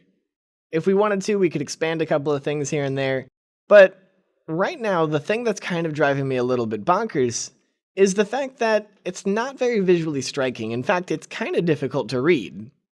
So with that having been said, let's try and spice things up a little bit. Let's make this a little bit more user-friendly, should we say. Let's start with something simple. The title. Now, at first glance, you might not even know this is the title, so let's fix that. Now, what does a title look like? That can be a really difficult thing to determine, and in fact, it's a really tedious process to have to go through this time and time again when it comes to deciding what something should or shouldn't look like. So instead of having to make those design decisions yourself, let's let Excel do that for us. I'd like to introduce to you now the Cell Styles tool, which has a convenient series of pre-packaged styles that you can apply to a cell, allowing you to take your hands off the wheel, so to speak, and allow Excel to change the visual aspect of cells for you. Once again, let's take the title. Here inside the Home tab, find that Cell Styles dropdown. And as you click on the dropdown, you'll see there's a number of different categories. We've got good, bad, and neutral, data and model, titles and headings, and then we have our themed cell styles and number formatting. Now, where in this might I find a title? It's not like it's just going to be named something so convenient, right? Well, there you go. So let's go ahead and find that. Click and select cell A1, and then hover over title to get a live preview of what that will look like.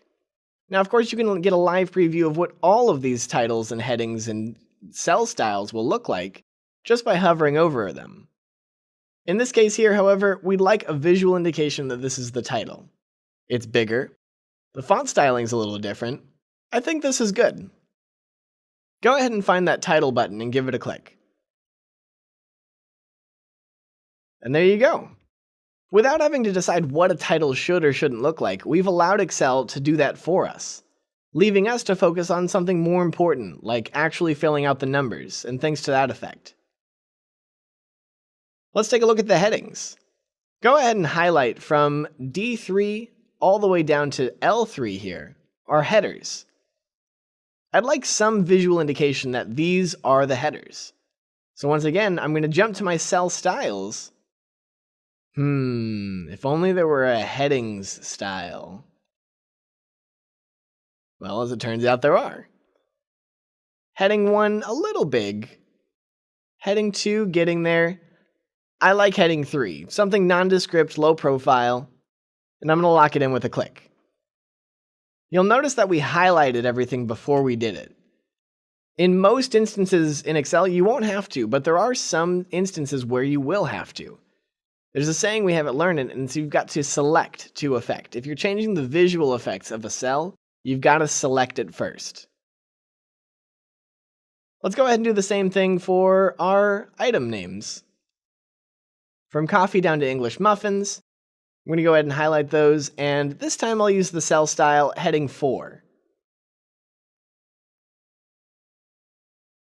So while it's all well and good that we're able to use these cell styles to change the visual aspect of things to make them look good, we can also use them from a functional standpoint as well.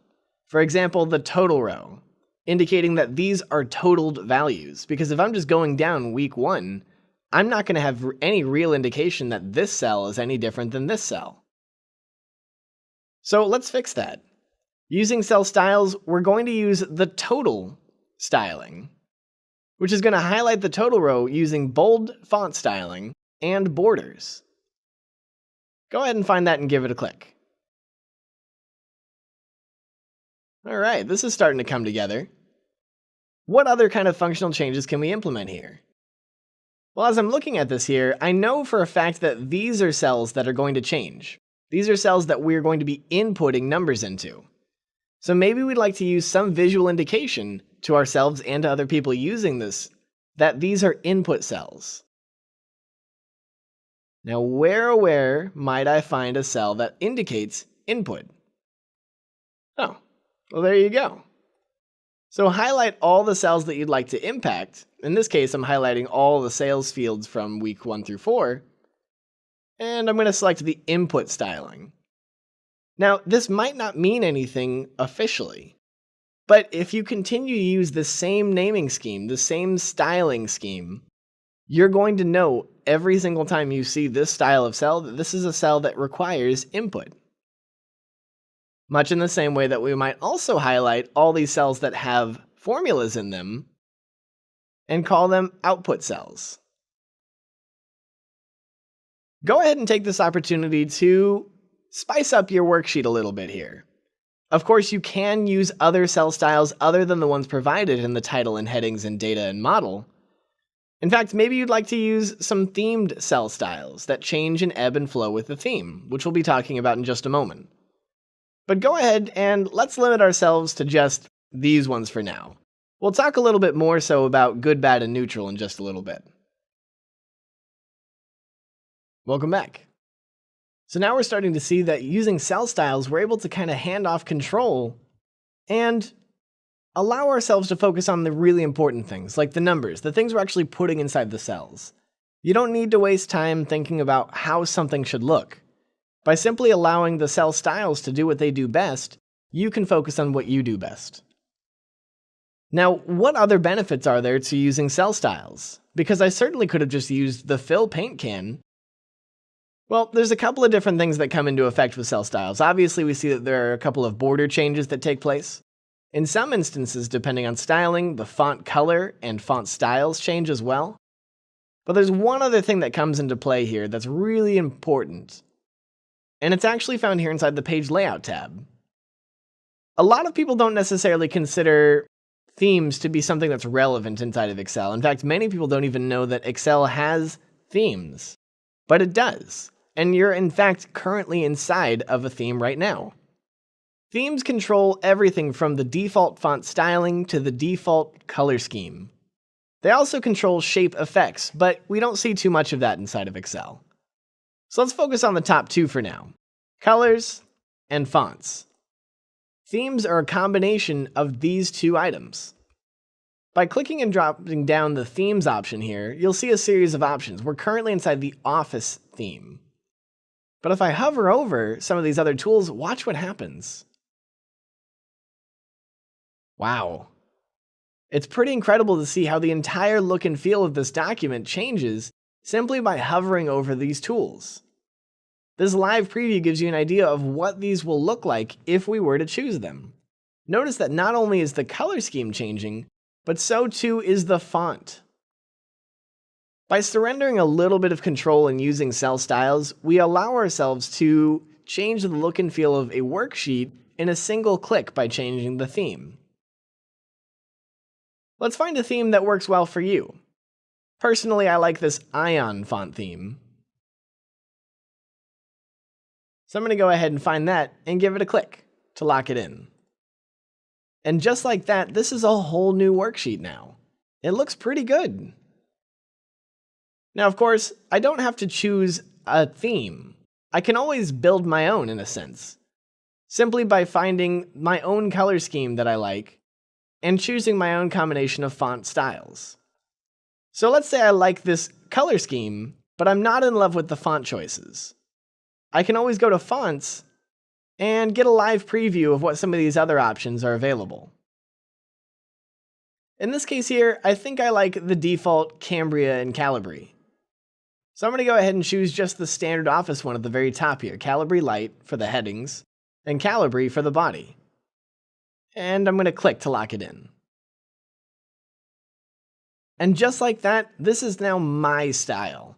I like the color scheme, I like the font stylings, and if I want, I can even save this setup as my own custom theme. In fact, go ahead and do that.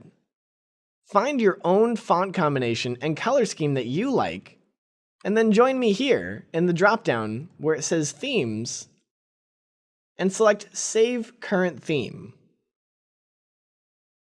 Now it's very important to note that where it's placing us right now, the Document Themes folder, don't navigate out of that. This is the only place Excel looks for custom themes. So don't save it to the desktop, don't go to My Documents, stay inside the Document Themes folder. I'm going to go ahead and change the file name to Sean's Theme, something I'm going to remember. And I'm going to click Save.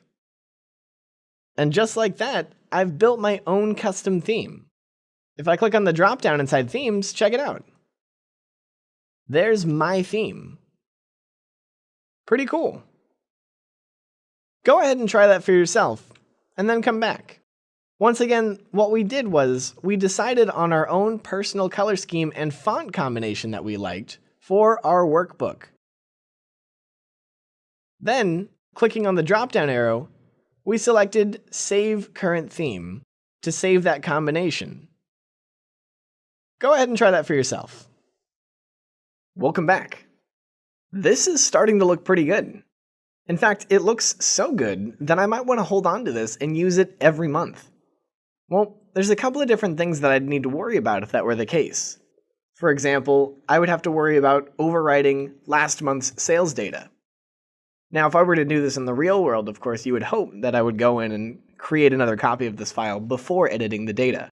But the reality is most of us are a little on the forgetful side when it comes to doing things like that. So let's take a look at some of the solutions that are available to us. First things first, I'm going to get rid of all the sales data that wouldn't be relevant in a new month. Now, one of the things you'll want to remember is that we've got formulas all over the place here. And as soon as new sales data gets put in, all of these sales fields are going to kick into high gear and we're going to get all the information we need. So pretty much everything that we need to worry about here needs to get cleared out. All right. So now that we've done that, how do we preserve this and make sure that every time we open it up, it opens just as fresh as it is right now? Well, in order to do something like that, we need to save it as a template. To save an item as a template, it's really just as easy as saving any other file. We're going to start off by going up to the File tab here in the top left. I'm going to go ahead and click File, Save As. And in this case here, I'm going to go ahead and save it to, let's say, My Documents. Now, as it stands, it's trying to save it as an Excel workbook. However, we're going to change that. Instead of saving it as an Excel workbook here, I'm going to find Excel template. This is really important, and in fact, it's one of the most critical things you'll need to remember. Now, one thing you'll need to keep in mind here is check out what happened as soon as I changed it to an Excel template. It took me to a whole new folder that I hadn't even noticed. The Custom Office Templates folder. Don't navigate out of this. This is the only place that Microsoft Office looks for templates. So once again, do not leave the Custom Office Templates folder. If you don't get automatically taken to the Custom Office Templates folder, go ahead and take that opportunity to Google where that folder is. While it should work all the time, there are going to be occasions where it doesn't automatically do it, so you'll need to navigate there manually. Now, for most of us, this should have taken us right where we need to go. So I'm going to go ahead and name this Monthly Sales. And from here, all I got to do is click Save. Boom. And just like that, I've now created a template. Now, what do I need to do now? Well, first things first, you need to remember you're still inside the template after you've done that File Save As. So we're going to close out of this by going to File and Close. Now, let's go ahead and open that template. We're going to go to File, New, and I don't see my monthly sales template here. I see all the other templates we saw earlier, but no monthly sales. But you will notice that we have a new section available that wasn't there before, the Personal section. This is where Microsoft is going to log all of your custom templates. So I'm going to go to Personal, and there it is. There's my monthly sales template. I'm going to go ahead and open it up here. And at first, it looks exactly the same as everything we've done before, except all the fields are empty and I've got no dates, and none of the formulas are kicking in. So what was the difference between this and what we just closed out? Well, take a look at the name of the file here. Monthly Sales 1. Weird. That's almost like it's using the exact same naming scheme it does when it opens a brand new Excel workbook. Workbook 1, Book 2, Book 3, and so on. So what's actually happened here is it's created a brand new copy of monthly sales. So let's say that I go ahead and fill out all this sales data here, nothing too crazy. I'll just go ahead and give it a couple of numbers here. Looks like we had a good week 2. Week 3, maybe this is some sort of major sporting event or conferences in town. So I filled in all the sales data, and we'll say that the notes are going to be for the week of 11/31. If there is a 31. There is not, it doesn't look like it, so let's try that. There we go. All right. So now, the concern would be, of course, that if I click Save, it's going to overwrite my template. So normally you'd have to go do a File Save As. But check out what happens if I click the Save button now. It forces us into Save As. You can't overwrite a template. And this is kind of the magic of templates. You can create this pristine, protected data set that every time you open up a new copy of, you start over.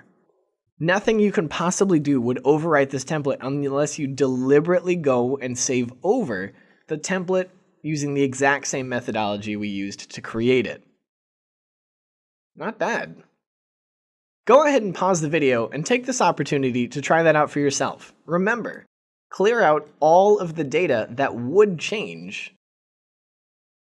And then from there, once you've got everything in what we call boilerplate status, which means that all the data is generic and non-time specific or non-situation specific, go to File,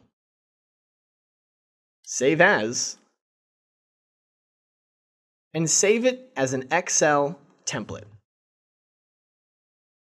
Go ahead and pause the video and take this opportunity to catch up. All right. So we've now talked about how we can save these custom templates in order to prevent ourselves from doing more work. Let's keep on that trend. Now, Birch & Daughter's coffee shop is doing phenomenally well. Just crazy sales, really great. So great, in fact, that we're actually going to be opening up a new location. How great is that? To make a duplicate of this worksheet here, so that we can keep track of that new location's sales, there are a couple of ways that we can do that. The first way is a little roundabout. By right-clicking on Sheet 1, the sheet that currently has this worksheet, you can select Move or Copy, and then select Create a Copy and click OK. But that was a lot of clicks. Let me show you an easier way. By pressing and holding the Control key, click and drag Sheet 1 to the right, and release. And you'll notice it instantly creates Sheet 1 in parentheses 2. And as I navigate from sheet to sheet here, you'll notice it is an exact duplicate in every single way. Now, of course, we're going to have to rename these worksheets. So let's do that. I'm going to right-click and rename Sheet 1. This will be our San Francisco location. And our second sheet here will be our LA location. There you go. And of course, we can create additional copies on top of that, once again, by pressing and holding the Control key and clicking and dragging to the right and releasing. And let's say we'll call this our New York location. We're doing pretty good here. Now, when we've got multiple worksheets like this here, one thing that's going to be a little bit problematic is the fact that now, if we want to make a change to this entire styling here, we have to go from sheet to sheet to sheet. At least that would be the impression that you might have. For example, let's say we'd like to change the price of tea from $3.50 down to $3. We found that sales just aren't quite what we hoped they would be, so let's drop down the price. Now, I don't want to have to go from SF to LA to NYC to change that single cell in all three. In fact, if I'm making any change like that, having to make that same change 3 times is mind-numbing. Instead of going through that process, because these are all the same style of worksheet, I can actually group these together and make the change all at once. To select all the tabs in this workbook, simply right-click on any one tab, or pressing and holding the Control key, single-click on all the unselected tabs. And you're going to have all 3 selected at this stage here. Notice that they all have a visual indication of that green line underneath, showing us that they're all selected. Having selected all 3 sheets, I'm now going to go to this cell, and I'm going to change the price from $3.50 to $3.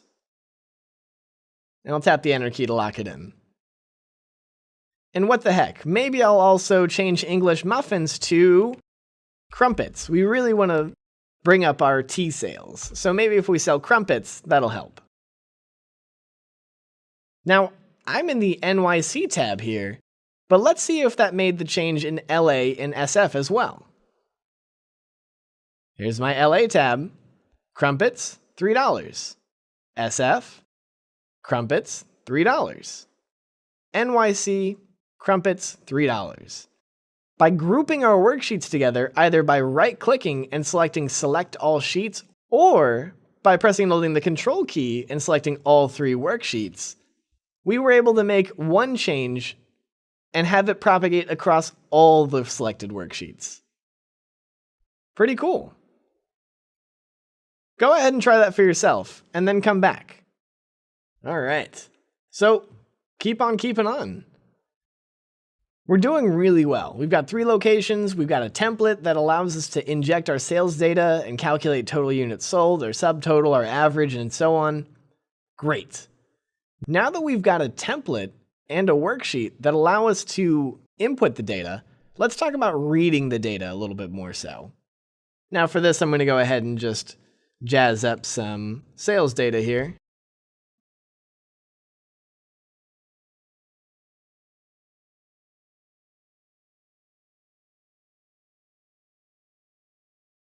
All right. So let's say I'd like to analyze week over week how we're doing in any one particular item. Now, when it comes down to analyzing sales data, there's a couple of different ways we can come at this. Now, this is a really small worksheet, so there's not a lot of problems reading it. But with that having been said, you're going to need to know how to navigate through that kind of sales data. For example, let's say I'd like to compare my items directly with week 4. Now, as it stands, week 4 is significantly more separated from coffee. And even more so is my total units sold, subtotal, and taxes. In order to fix this, I'd like to be able to bring in, let's say, total units sold and subtotal all the way over here to compare with my items, instead of having to go from here to here, T all the way over. To do that, it would be nice if I could freeze everything off to the left here and scroll everything over here over. And as it turns out, here in the View tab, we have exactly that tool, Freeze Panes. Now, Freeze Panes has 3 options available. Freeze Panes, Freeze Top Row, and Freeze First Column. Freeze Top Row and Freeze First Column do exactly what they sound like they do. By clicking Freeze Top Row, I can now scroll down, and you'll see that the top row stays intact. To unfreeze, simply click the Freeze Panes dropdown again, and select Unfreeze Panes. Consequently, on the other side of things, Freeze First Column, same thing. By selecting Freeze First Column, it only freezes the first column. While both of those are great, in most cases, they only do a limited amount. If we need to freeze anything more than just the top row or the first column, we're gonna need to turn to this last option, Freeze Panes. Now, Freeze Panes is important to understand how it works. It freezes all rows above a cursor and all columns to the left of it. Meaning that if I've got my cell here in column F and row 4, it's going to freeze all rows above row 4 and to the left of column F. So let's take a look and see what that does. I'm going to place my cursor here in row F4, and I'm going to freeze panes. As I scroll down, you'll see that it's frozen rows 1 through 3, all the rows directly above row 4. And if I scroll to the right, it is frozen A through E, all the columns to the left of column F. So now I can compare total units sold to my price to see if there's any correlation with these items. Or, by unfreezing panes and placing my cursor here in cell E4, I'll freeze panes again, and now I can control and compare the subtotal of each individual item. So I can see here that coffee sold 4,000, tea 7, cough tea 10,000. We're doing all right in cough tea. Freeze panes allows us to hold on to part of the document and navigate to where we need to be, and it's a fantastic tool when it comes down to review and compare. Go ahead and take this opportunity to practice for yourself. One thing I'd also like to point out before you do is, let's say you don't want to freeze any rows at all. Simply place your cursor in the row 1, meaning there are no rows above it to freeze. So what will it freeze? All the columns to the left, and only that. So if I select Freeze Panes now, and scroll down, no rows are frozen. However, all columns to the left of column E are.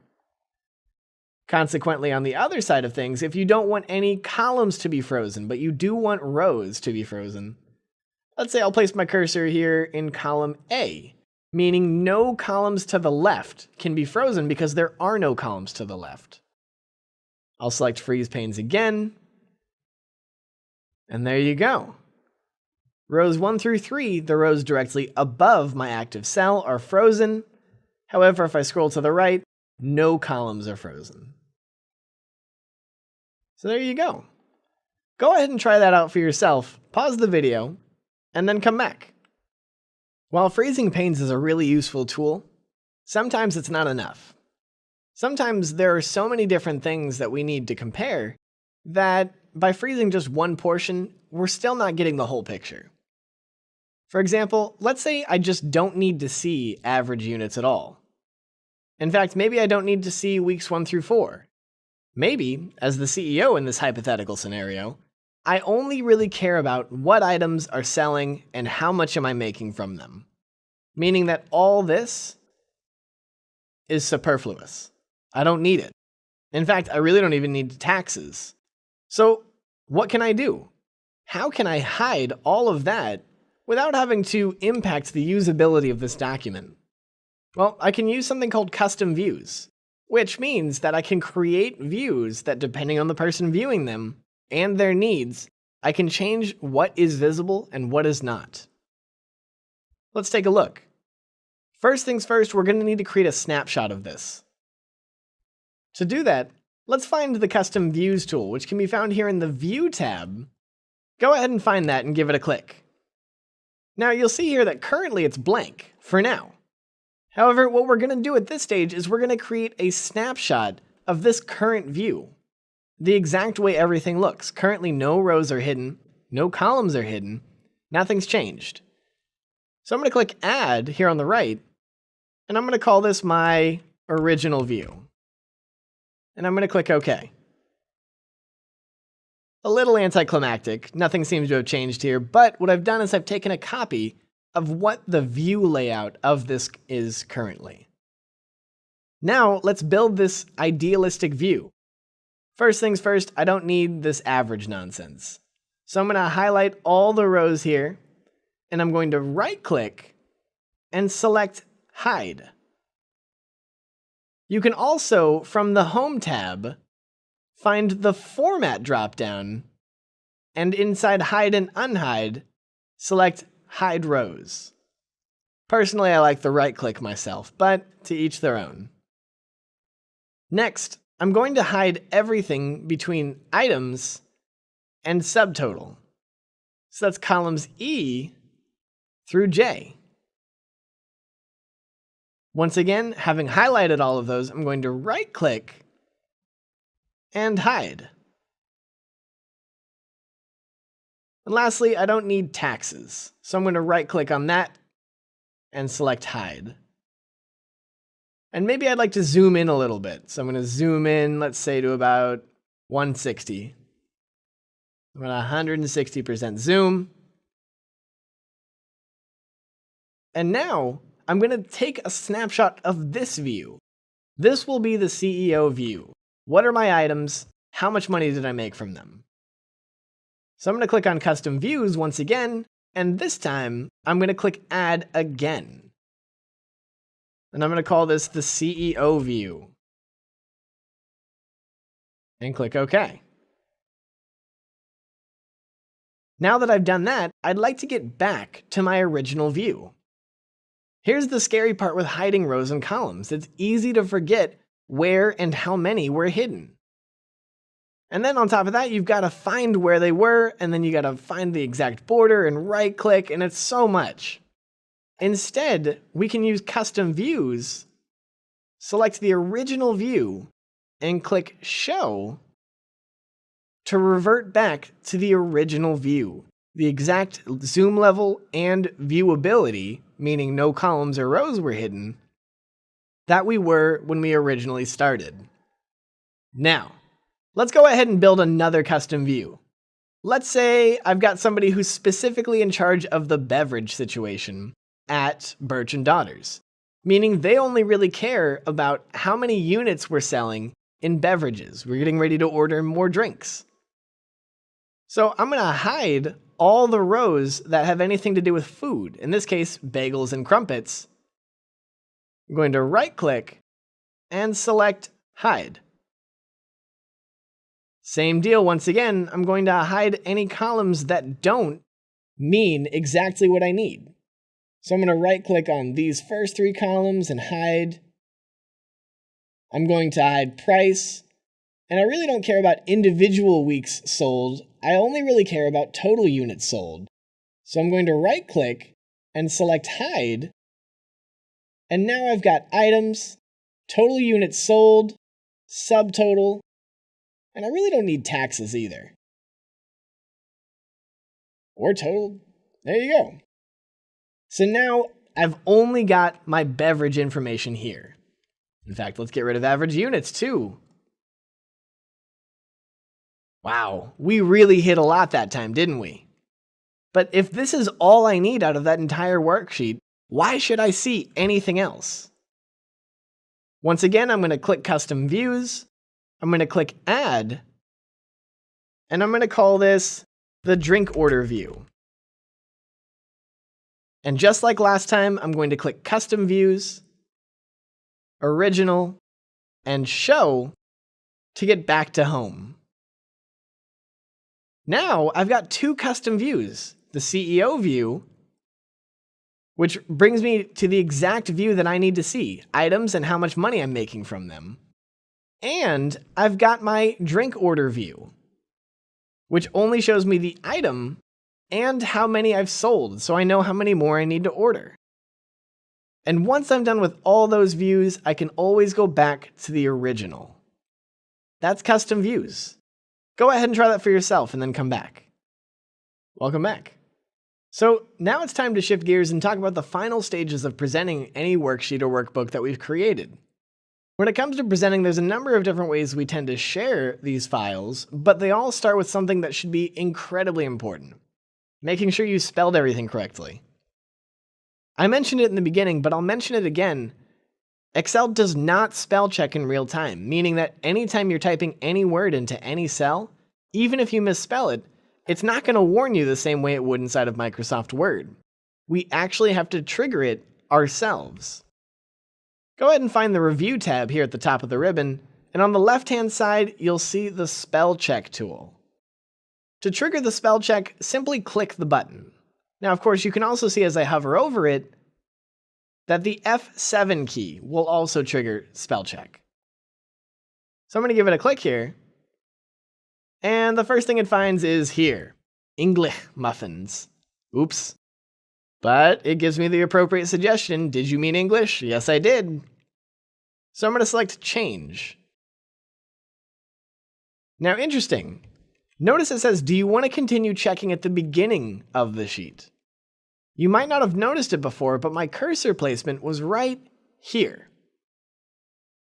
It should have caught coffee, shouldn't it have?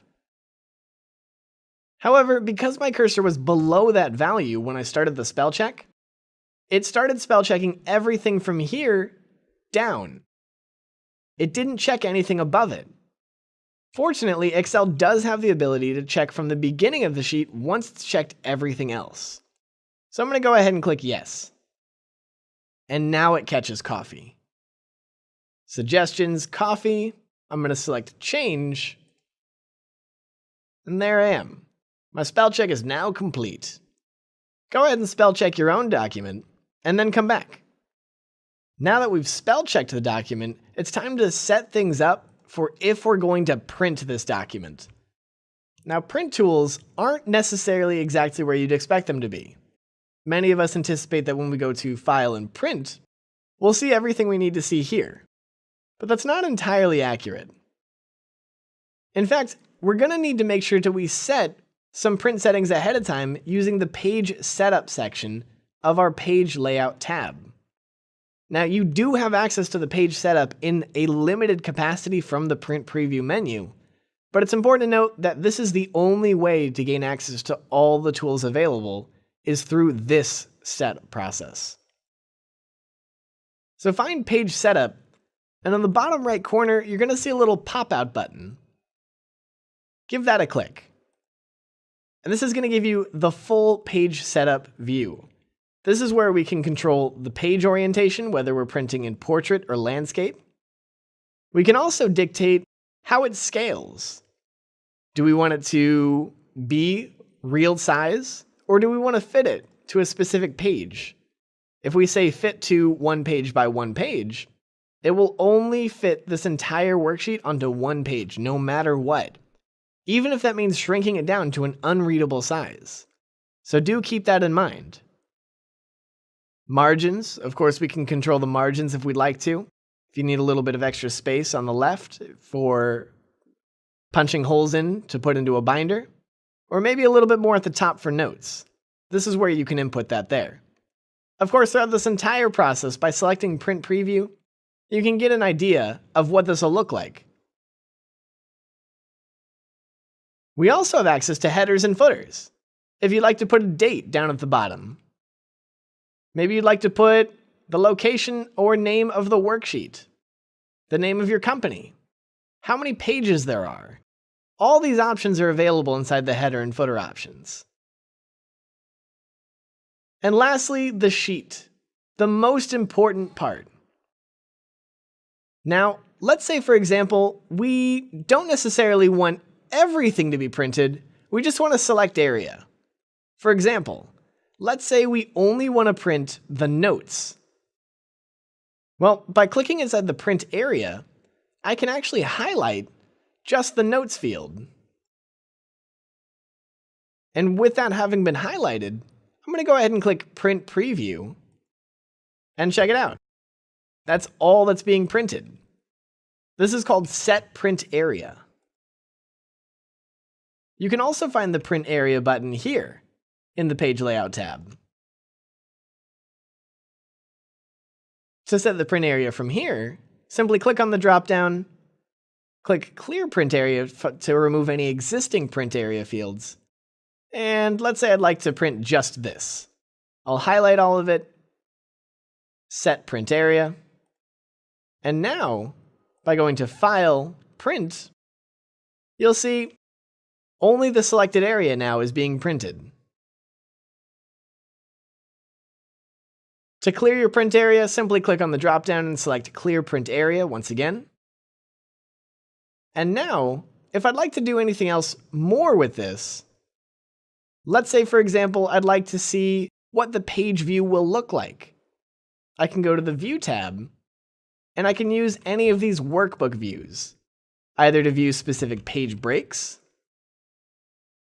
meaning I'll see any individual page separation. In this case here, because I've got it set to fit to a single page, I'm only seeing page 1.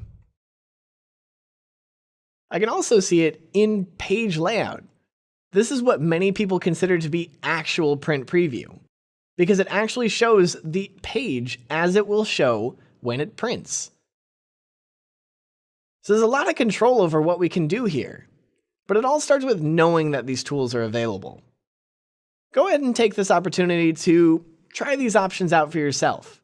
Remember, to set any of the page setup options, we're going to be inside Page Layout, where we can control the margins, orientation of the page, how big the page is. For my Excel veterans, if you prefer that pop-out box we were using, select that pop-out in the bottom right corner of the Page Setup command group, and you'll get the full set of options available. Go ahead and try that for yourself, and then come back.